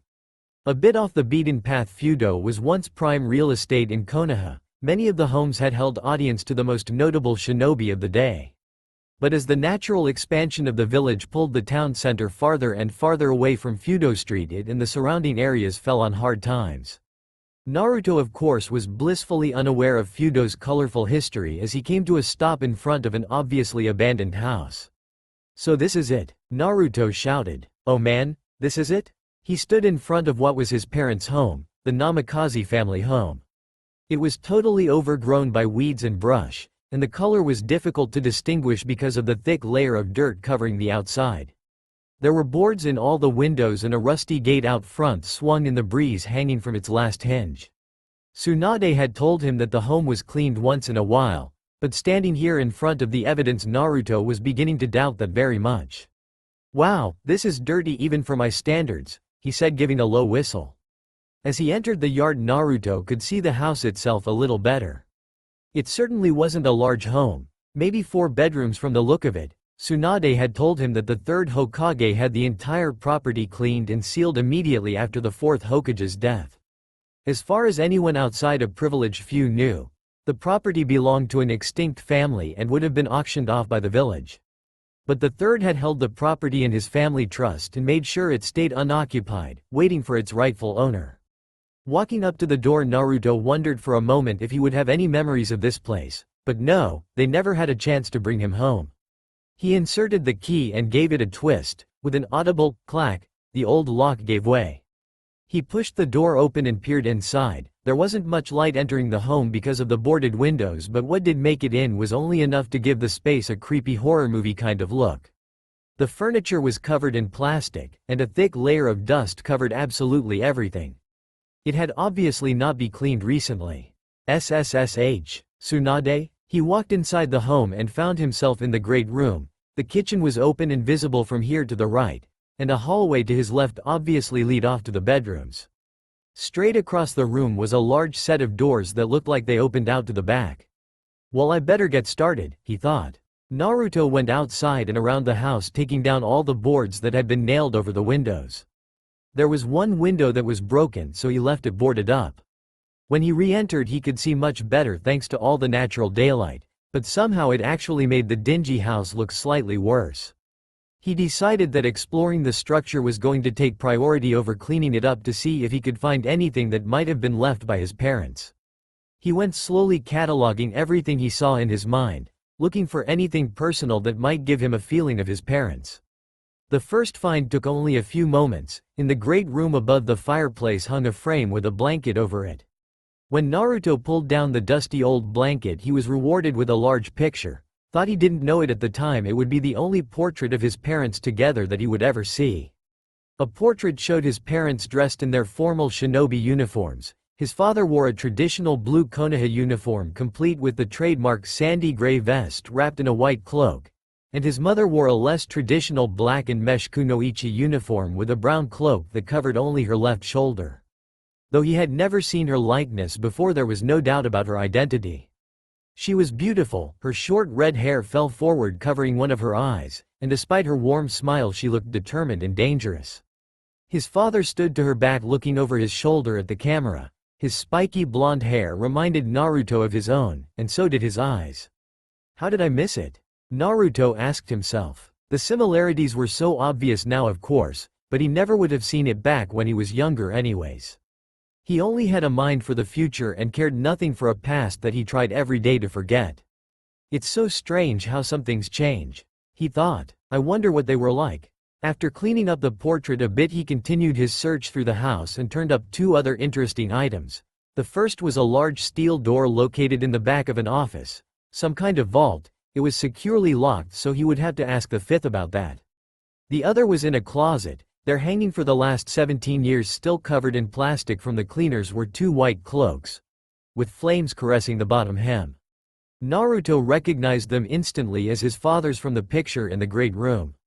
He considered putting one on but couldn't decide. What would people think? Naruto looked at himself in the mirror. He had updated his trademark orange and black jumpsuit, but still, it just looked shabby compared to his father's image. He did want to change his image, and changing on the outside might help people see his change on the inside. Well, Dad, how about I just take the hint and update my wardrobe? Naruto asked the mirror. The only answer he got was his own sneeze, and pick up some cleaning supplies while I'm at it. Naruto entered the supply shop with a little bit of hesitation. Hello? He called out. In here, you idiot, came the gruff reply. Ibiki Morino, Naruto sighed. Now I remember why I never come in here. Ibiki had been the instructor in charge of the first phase of his sabotaged Chunin exams 3 years prior. The psychological test was designed to weed out shinobi who couldn't gather information surreptitiously in a controlled setting, as Ibiki would call it. Naruto called it sneaky crap 101 for ninja who couldn't cut it on the battlefield. Naruto passed the test without completing any single task at all. He simply sweated it out and stubbornly refused to leave, exposing the single flaw in Ibiki's test. When Ibiki found out that Naruto passed his master test by doing nothing at all, he realized how pointless it really was and never told anyone. Naruto, on the other hand, told everyone he knew how he beat old man Ibiki's sneaky crap test with one hand tied behind his back. Word got out the most clueless ninja of the year outsmarted Ibiki, and the other instructors never let him live it down. By the next year his test had been replaced by a surfing contest at the hidden village of the wave, and Ibiki retired in embarrassment. I wonder what they did the year after that. Quote. Naruto always wondered. He had heard the exams rotated to the village hidden in the rocks the next year. You haven't even been in the village for the last 3 years from what I hear. That's why you never come in here, idiot. Naruto walked up to the counter and looked the retired Junin in the eye. Still upset about the Chunin exams, huh? I would have thought a big tough shinobi like you would have thicker skin than that. It was just one question. And you didn't answer it. You didn't answer any of the questions. You didn't even try to copy any answers from another student. I never should have passed an idiot like you. He growled. Well, how about you make a halfway decent ninja out of me with some proper new attire? Naruto asked. You have money? You bet. I haven't had too many places to spend my wages lately and… Well, why didn't you say so? Ibiki exploded. What's your size? Men's large by now, right? Medium? Of course, these right here. And that vest is all the rage these days with the kunoichi. Can't go without that. No, wait. Naruto tried, but it was too late. The whirlwind that was Ibiki was off and shopping without him. Man, I hope he grabs me a traditional blue. Naruto said to himself dejectedly. As Naruto exited the store, he couldn't even see over the top of all his baggage. I can't believe Ibiki got me to buy so much stuff, he said. Oh crap, the top one's moving. The top one's moving. Naruto danced to the right, trying to keep the ridiculous stack from falling when he ran straight into some poor bystander. The miniature mountain collapsed in on him and Naruto was buried in his own purchases along with a few of the unfortunate strangers. Oh, Naruto-kun, a familiar voice stuttered. Are you okay? Hinata-chan. Naruto barked as he popped up through pile. I'm so sorry I ran into you. I think I overdid it on my shopping trip, he said with a sheepish smile. Thank you, come again idiot, a voice rang out from the shop. Oh, Hinata gasped, looking in the direction of Rude's storefront. What was? Oh, that's nothing, Hinata-chan, don't pay any attention. Naruto answered her unfinished question. It's an inside joke, we go way back, the shop owner and I, hehehe. Thanks a lot Ibiki, now we're even. Naruto turned back to Hinata, eager to change the subject. Say, I've been meaning to talk to you again anyways, to set up the time to train together. Are you still up for that? Why, yes of course Naruto-kun. She replied, blushing slightly. Damn it, I'm still blushing like an idiot. I haven't had enough time yet to practice in front of the mirror. Naruto studied Hinata for the second time since returning to the village and found himself taken aback by her delicate features yet again. He couldn't exactly put his finger on it, but there was something about her.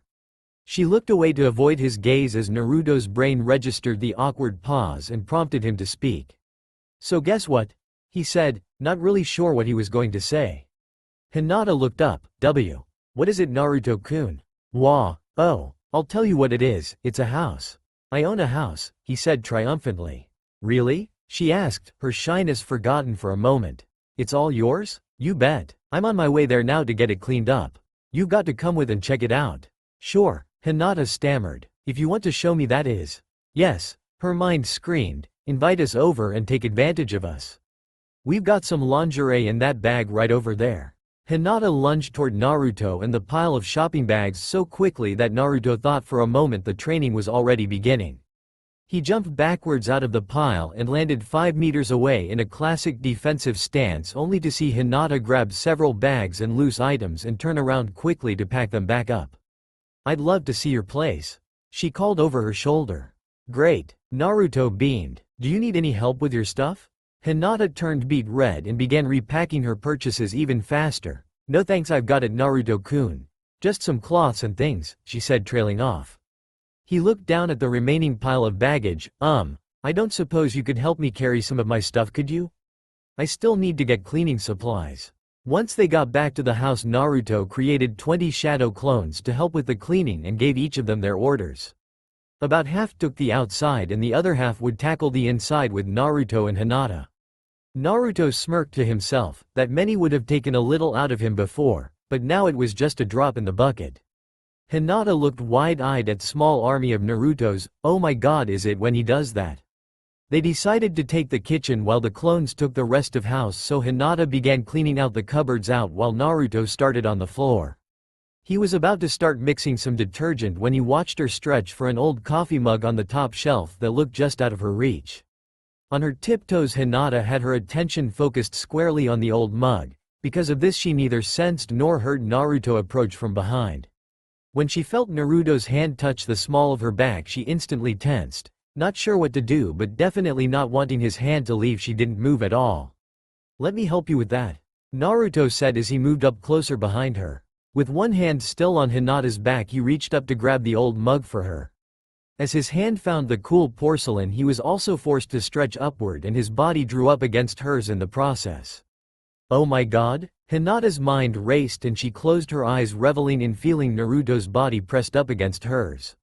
She could feel the lean muscles in his chest and stomach moving against her, while his hips spooned her behind with a delicious constant pressure.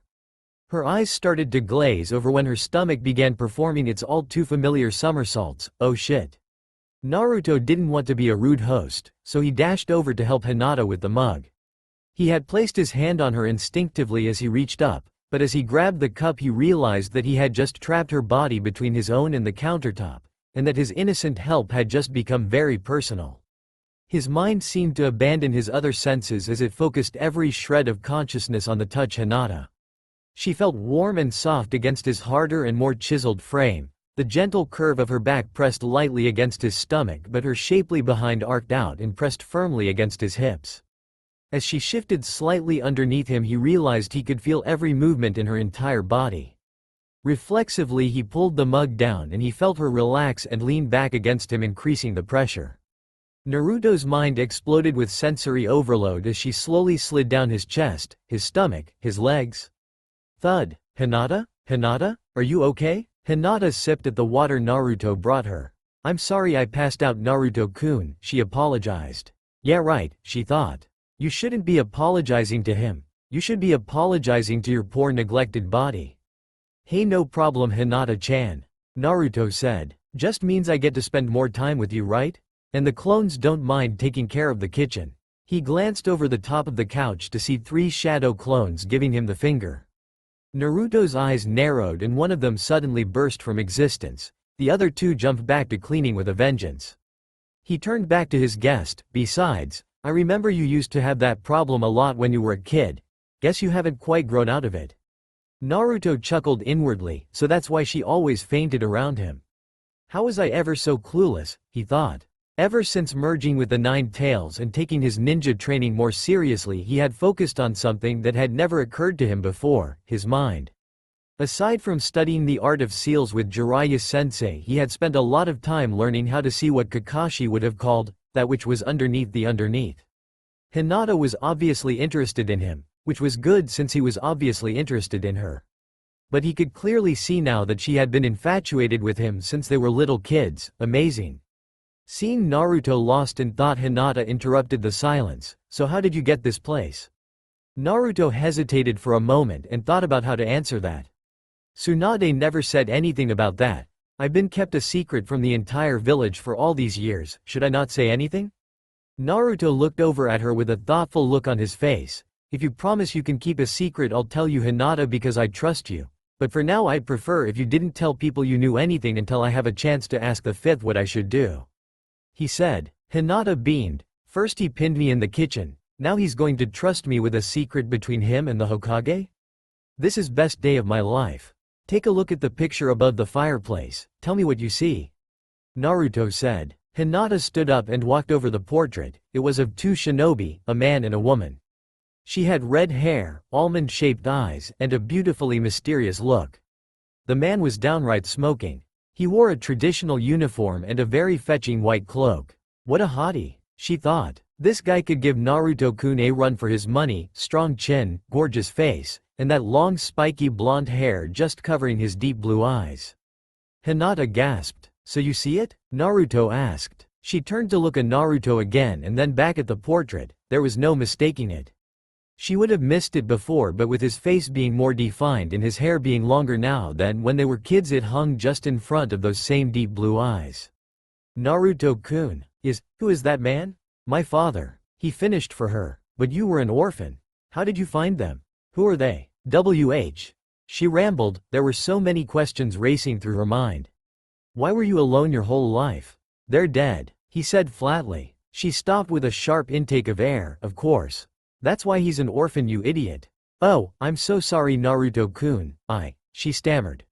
Naruto flashed a big smile. Hey, don't worry about it, Hinata-chan. I've lived my entire life without them and I turned out fine. I have lots of people in my life now. Kakashi-sensei, my teammates, Jiraiya-sensei, and you. Hinata blushed wildly at that last part. He actually said she was part of his life. She could feel her temperature start to rise.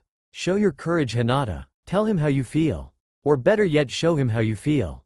Just jump on top of him, rip his clothes off and show him.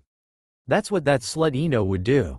Her mind screamed. But now I've found them now, and I guess that's all I could ask for. Naruto said. There's not a lot left here at the house, but I plan on doing some research to find out more when I have time. Hinata shook her head, trying to clear it out. Do you know their names? Their names are Minato and Kushina. But remember not to tell anyone that yet. He said. She nodded in response. Minato and Kushina. That sounds so familiar. Where do I know those names from? Oh wow, look at that, it's getting late. Did you want to get some dinner or something? What time is it? Hinata asked wildly. It's 8. Damn it. I have to get home soon for my cousin's graduation ceremony. But that's okay, it just gives me more time to get ready. Now, how would Ino leave him? Wanting, that's how she'd leave him. Oh god, I hope I can do this. With her heart racing, Hinata smiled and walked straight toward him. She got just slightly too close and gently placed her hand on Naruto's chest. I'm sorry, Naruto-kun. I really have to get going for the night, it's a family thing I can't get out of. Did you still want to train together sometime? Naruto blushed a deep red. Sure. He stammered. That's great, Naruto-kun, we've been in a standby mode anyways. There's a training ground on the north side of the Chunin training area that I know we can use. She replied. More like I know we'll be alone, she thought, smiling. Perfect, Naruto said. Why is she smiling like that? Hinata gave him one last glance and walked over to the door. When she got there, she looked at him and waited for him to get the door. Naruto realized what she was waiting for and raced over to open it. As she walked out to the sidewalk, his eyes wandered down to her shapely behind. Wow, as the pervy sage would say, she looks as good going as she does see. Ah man, I finally get what that means. That guy really is a perv. Grinning ear to ear, Hinata began her walk home. When she heard the door close, she turned to make sure he wasn't watching. Yes, yes, yes, yes. She screamed in a whisper, jumping up and down. I did it, I did it, I found my courage. Suddenly she remembered something important, Byakugan. With her Byakugan activated, she could see inside the house and observe its lone occupant. Naruto was fixing himself a cup of ramen for dinner. Gold, still glowing a faint gold. She couldn't understand it. Every time she looked at Naruto with her Byakugan, all she could clearly see was a golden glow. She tried to recall everything she knew about the mechanics of the Byakugan. Normally Chakra looked blue to the Byakugan. She had never seen any other color. Not only that, but most shinobi only showed chakra flow when they were using jutsu. Yet Naruto seemed to have some chakra flowing through his body even when he was relaxing. But the more disturbing thing was how his golden chakra seemed to blur in her vision.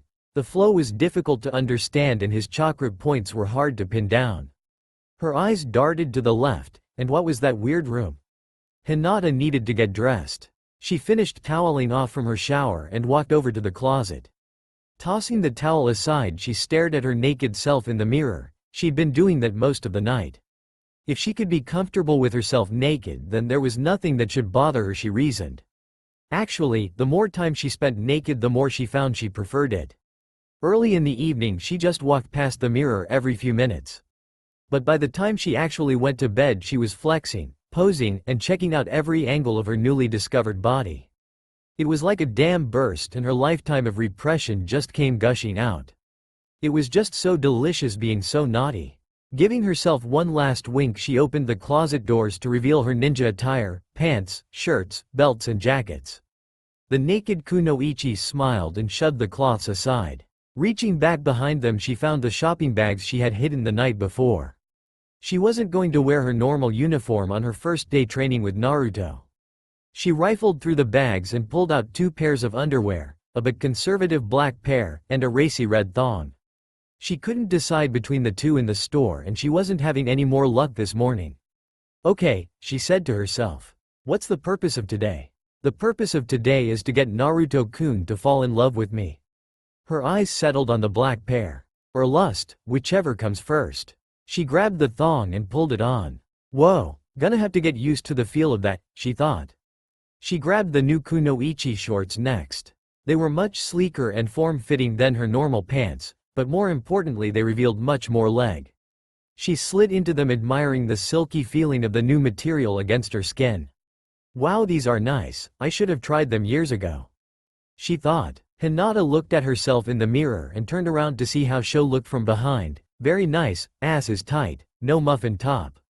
Next she reached into the bag and pulled out a little black bra. Pulling it on and clasping the back, she grabbed her ass and tugged them into proper position. They were nearly spilling out of the tiny garment, so she twisted and jiggled a bit just to make sure nothing would pop out before she wanted. She then donned her normal black mesh top and strapped up her new knee-high boots. She finished the outfit by taping her kunai holder to her left leg and jumped in front of the mirror. I have to admit, she said, taking in the new Hinata. I look hot. The new boots and shorts framed her thighs very nicely, and the mesh top did nothing to hide her washboard stomach and ample S. It was actually a little sluttier than she anticipated. Perfect. If this doesn't do nothing will, she proclaimed. Grabbing her normal oversized jacket and zipping it all the way up, she headed out the door. Better not to let her family see her like this. Naruto unwrapped his new cloths, traditional blue with the exception of a slate gray vest. Thank you, Ibiki. He got dressed quickly and looked in the mirror. Looks good, he told himself. It was the same basic thing Kakashi and Iruka wore. In fact, most ninja in Konoha wore this uniform. But something just seemed missing. With one last frown at his reflection, he walked over to the closet and threw open the door. Naruto stared at his father's cloaks. It was one of those questions with no right answers. Would wearing the cloak honor his father or insult his memory? Had he earned it yet? What would Minato want? Giving up on logic, Naruto decided to follow his instincts. Well, Dad, I don't know if I can live up to your legacy, but we are about the same size. He grabbed a cloak and threw it over his shoulders. Hooking the quick-release clasp, he walked past the mirror without bothering to look. Ino was working her family's flower shop. Being a ninja took up most of her time, but the family business was something she had been involved with ever since she was a little girl, and she did love it. She was just tending to some yellow roses when she saw a young man looking in the window. Who's that? She thought to herself. He's cute. Maneuvering around the tulips, she tried to get a closer look. He was wearing a white cloak and his thick blonde hair was partially obscuring his face, being held up only by his forehead protector. He's a ninja, she realized, but that's a leaf symbol and he looks my age. Who in the world is he? The young shinobi suddenly backed away from the window and continued down the street. Ino rushed over to the door and stuck her head outside to get a good look at the retreating stranger. It was difficult to tell much more about him from the back, but his stride was smooth and confident. She wanted to run after him and introduce herself, but she couldn't leave the shop unattended. Ino was forced to watch him disappear into the crowd. I just had to be working today, didn't I? Kurenai was reviewing her latest mission reports. She didn't mind paperwork as much as most shinobi, but was no fun either. She found that working on these kinds of things outside in a pleasant spot like the cafe around the corner from her apartment made the medicine much easier to swallow. Something white caught her eye and she looked up. When her eyes focused on the object of interest, she drew in a sharp breath and held it. There, just 30 meters away, walked the spitting image of her girlhood crush, the fourth Hokage. She rubbed her eyes to make sure she wasn't seeing things. No, definitely real. He had been dead for nearly 16 years, of course, but the Joker playing Halloween over there was obviously live and well. What an ass, she thought angrily. Nobody's worn a white fire cloak like that since the fourth Hokage died. Just who does this guy think he is? In a flash of smoke, her chair was empty. No way I'm getting her flowers, Naruto thought. It's training, not a date. I'd look like a complete tool. He sensed the movement but couldn't quite locate it. Naruto tensed as an explosion of smoke erupted directly in front of him, the trademark result of a body flicker jutsu. He'd know the identity of his fellow shinobi in just a moment. Relax, Naruto, you're not being attacked by enemy ninja in the middle of the street, he told himself. As the smoke cleared, he could see two shapely legs resolve themselves. His eyes tracked up and the bare skin gave way to black and white wrappings that disappeared into what would have otherwise been a way too short matching black and white skirt. The stripes continued up the entire length of her outfit, which was finished off with red sleeves. Her jet black hair hung over her shoulders and framed a unique set of red eyes. He recognized Kurenai, the leader of Team 8, Hinata's team. The problem was she wasn't saying anything. She's just staring at me. I guess I better say something. Hi Kurenai-sensei, what can I do for you? Naruto asked cheerfully. Kurenai didn't respond. My god, he looks just like the fourth. She thought. He was too young to actually be the fourth, of course, she could see that. But the face, hair, and even his eyes. As she studied his face, her brain finally suggested a solution to the mystery. Naruto? Is that you? Who did you think it was? Kurenai-sensei. I just got back from traveling with Jiraiya-sensei yesterday morning and now I'm off to get a little training in with Hinata-chan. She did tell you, didn't she? He asked. Kurenai blinked. Hinata had stopped by her house the night before, but she failed to mention he looked like this. He was taller than she was now, and looking anything like the fourth Hokage was a huge plus. She, like most kunoichi in the village back then, spent many afternoons dreaming about that smile. So this is Naruto, huh? How is it possible that Hinata's the only one who saw this kid? Hey, Naruto, it's nice to see you, but I think I need to let in on something, she said. That cloak you're wearing, no one in this village has worn anything like it for some time. You see, the fourth Hokage used to wear one just like it, and ever since his sacrifice people stopped wearing them. That surprised Naruto. Really? That explains the stares. Maybe this is just the ticket then, people are going to find out sooner or later. I don't think he'd mind. Naruto stated simply. If that's all, I really have to get going. I don't want to keep Hinata-chan waiting. And with that, Naruto walked around Kurenai and started towards the training grounds. What is that supposed to mean? She wondered. But the curious genin had just walked off without so much as an apology for insulting the memory of the fourth Hokage, and her curiosity was quickly replaced by something else. Why that little, disrespectful shit? She spun around, her red eyes flashing. Naruto Uzumaki. You hold it right there. Kurenai shouted, gathering the attention of a few passers-by. She was going to teach that kid some respect if she had to beat his ass. Naruto stopped, turned around and saw Kurenai rapidly approaching. She's not going to let this go, is she? Let's see how she reacts to this. That's my mother's name, he said. You can call me Naruto Namikaze. Kurenai froze in her tracks and looked into Naruto's eyes with a display of surprise and utter shock that he would never again see on her face. That did it, he smirked. Naruto spun on one heel and headed out to the training grounds. Hinata was waiting at the rarely used training ground. She had been there for 20 minutes now, but she was 15 minutes early, so she couldn't really blame anyone but herself for that one. Just try not to look too desperate when he gets here. Hey Hinata-chan, Naruto called out. He entered the clearing and started walking toward her, giving a wave. Hinata started to wave back but then pulled her hand down. Who the hell? She thought. She worried she might be in the wrong place for a moment because the young man who entered the training area didn't look anything like Naruto. But as he drew nearer, Hinata recognized him. Oh my god, jackpot baby. She drank in the new Naruto. He finally ditched the old orange and black jumpsuit. Not that there was anything wrong with him before, of course. And he wore a white cloak with flames that surrounded the bottom edges. He looked incredibly handsome and dangerous at the same time. Her knees began to get weak and she was already having trouble forming words. He changed himself for me. Hold it together, Hinata. If you pass out on him right now, I will never forgive you. Find your courage. I'm here, Naruto-kun, she called out. Her blush must be visible from the other side of the forest, she realized. As he approached, he could see that Hinata had changed from her normal ninja attire as well. She still had on her jacket, but her loose pants and worn shoes had been replaced by form-fitting shorts and knee-high boots that really showed off her legs. Nice Hinata-chan, he thought to himself. When did you ever get those legs? So how did you want to start today? He asked. By tearing your clothes off and performing an in-depth physical. Some light sparring should get us warmed up. She replied. Sounds good, I'll let you attack first, but I've got to warn you, I've gotten a lot faster and stronger than before. And I don't just let my sparring partners win even if they are beautiful kunoichi. Hinata blushed again. Sure thing, Naruto, but I've got to warn you. I know just how to handle shinobi like you. What? Byakugan. The trademark technique of the Hyuga clan manifested itself in her eyes. A mass of arteries bulged around the outsides of them to feed the massive additional blood flow they now required. And the normal lavender color faded to an almost flat white. She used her enhanced vision to analyze his expressions, trying to see what he was thinking.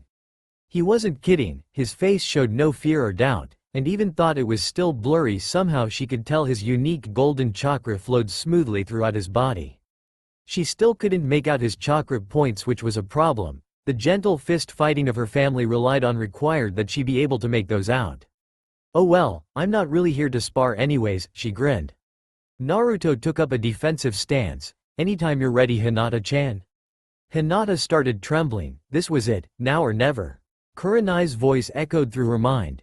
You've got to dress for the occasion, Hinata. So, do you see her? She thought back to the mirror, and to the girl staring back at her.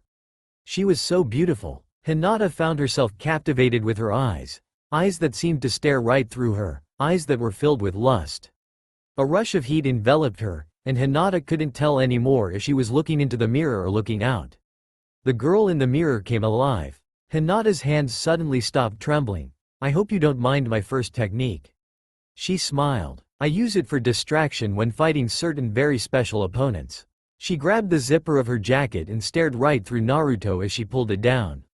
Naruto swallowed hard. Did she just say what he thought she just said? He couldn't see anything but Hinata now, and later he would swear that he could make out the sound of each individual tooth of the zipper as it peeled open. The folds of her jacket parted, and more of the black mesh top came into view. When it reached the bottom, Naruto could clearly see her bare mid-rift, perfectly flat and soft. He was paralyzed. She smiled at him as she slid the jacket off her shoulders, revealing her new outfit. Naruto's knees lost all will to hold him steady. The black mesh top didn't conceal anything, in fact it only accentuated her supple physique, as it was probably 2 sizes too small and her creamy white skin was straining against every thread. Not the typically hard and rocky body of a ninja, Hinata had soft curves and glowing skin that beckoned him at every turn. His eyes settled on her S, barely concealed by the tiny black bra. He could hardly believe the size of them. They were nearly pouring out of the abused garment as it was, and the match hadn't even begun. Nor did the flimsy material do anything to hide her already hardening S. Naruto completely lost track of his surroundings and what was happening. Hinata giggled, looking over at the statuesque Naruto. I guess that means he likes me. In a flash she charged. Channeling chakra to her hands, she prepared to attack Naruto's first chakra points, but she still couldn't make them out. Damn it, even if he doesn't move, this might do nothing at all. Fortunately for Hinata, he didn't move, or more precisely he couldn't move. She struck out at his shoulder for one of the easier, less dangerous chakra points. Using only her fingertips, she reached out for the point that she knew must be there and discharged a burst of her own chakra. If her aim was true, the result would disable that point on Naruto's body for hours. The impact rocked Naruto back and broke him partially out of his reverie. Holy shit, I didn't even see her attack. He tried to block the next attack, but it struck his stomach. Too slow. Gotta concentrate. Oh my god, look at her be. Erg. Naruto was struck again. Hinata didn't know how long that he would be spellbound by her S, but she would take as long as she could get. Take him in, sweetie. Then you can just take them after the fight.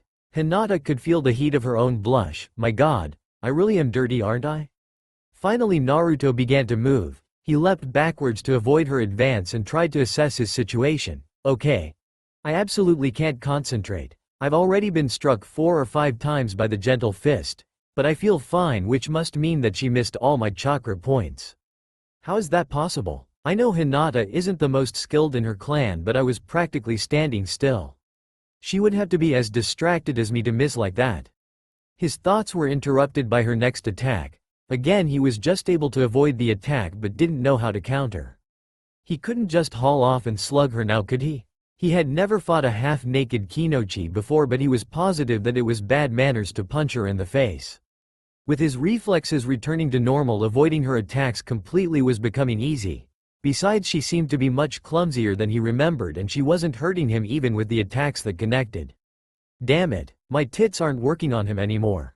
He's moving too fast now, and I haven't hit any of his chakra points. This is just no use, I can't get to him. Wait, remember the Chunin exams, don't give up, keep trying, keep trying. She lunged forward again, but he ducked under the left hook and flashed up. Being only inches from her now, he could have done anything he wanted. A punch to abdomen, a kick to the kidneys, or a Rasengan to anything. But none of these things were really options. He just couldn't. With no other option presenting itself, Naruto grabbed her wrists and held on tightly. Hinata jerked back to try and free herself, but to no avail. With a wild look in her eyes, she pulled back as hard as she could. But Naruto's grip remained firm and she recoiled back to him. Despite her best efforts, she felt her most effective weapon thus far, graze against his chest.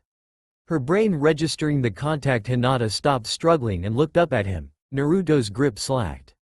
She gazed into his blue eyes. Well, look at that. I guess they're still working. Where is that little shit? Sakura muttered under her breath. Tsunade suggested she find Naruto this morning and schedule some time for them start training together again. The village was short on elite combat teams, and the 5th was hoping to see Team Kakashi back together as soon as possible. But so far Naruto was nowhere to be found. My teammate is gone for 3 years, the same teammate that hit on me nearly every day of his life, and he practically vanishes as soon as he gets back.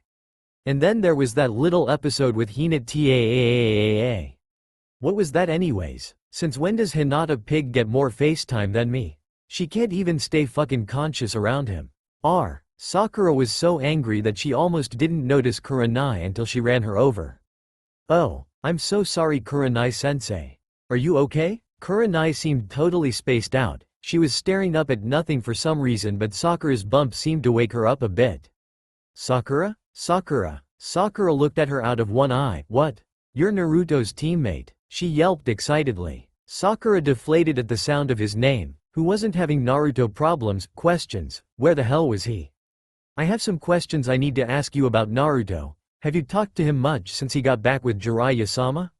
I thought that maybe Nope. Sakura cut her off. I couldn't even tell you what direction you might find him. Some teammate, huh? Oh, well, he's training with Hinata over near the Chunin grounds somewhere today. What I need to know is, he what? Sakura screamed, pulling on her gloves. Ditching me again, is he? I'm going to show him what being a teammate is all about. Calm down right now, Kurenai yelled, grabbing at the overpowered Kunoichi. Good lord, she's really overreacting about this whole teammate thing. Get a grip, girl. It sounds like we both need to talk to him. We'll go to the training grounds together and find out what's going on with him. Kurenai stated excitedly. You can ask him about teamwork, and I can ask him about what the hell he meant about his name. Come on, let's go. Damn, I can't afford any witnesses. Sakura thought as she was being dragged away. As the two started down the street, she glanced up towards the empty space she had found Kurenai staring. Hokage Mountain. And what about his name?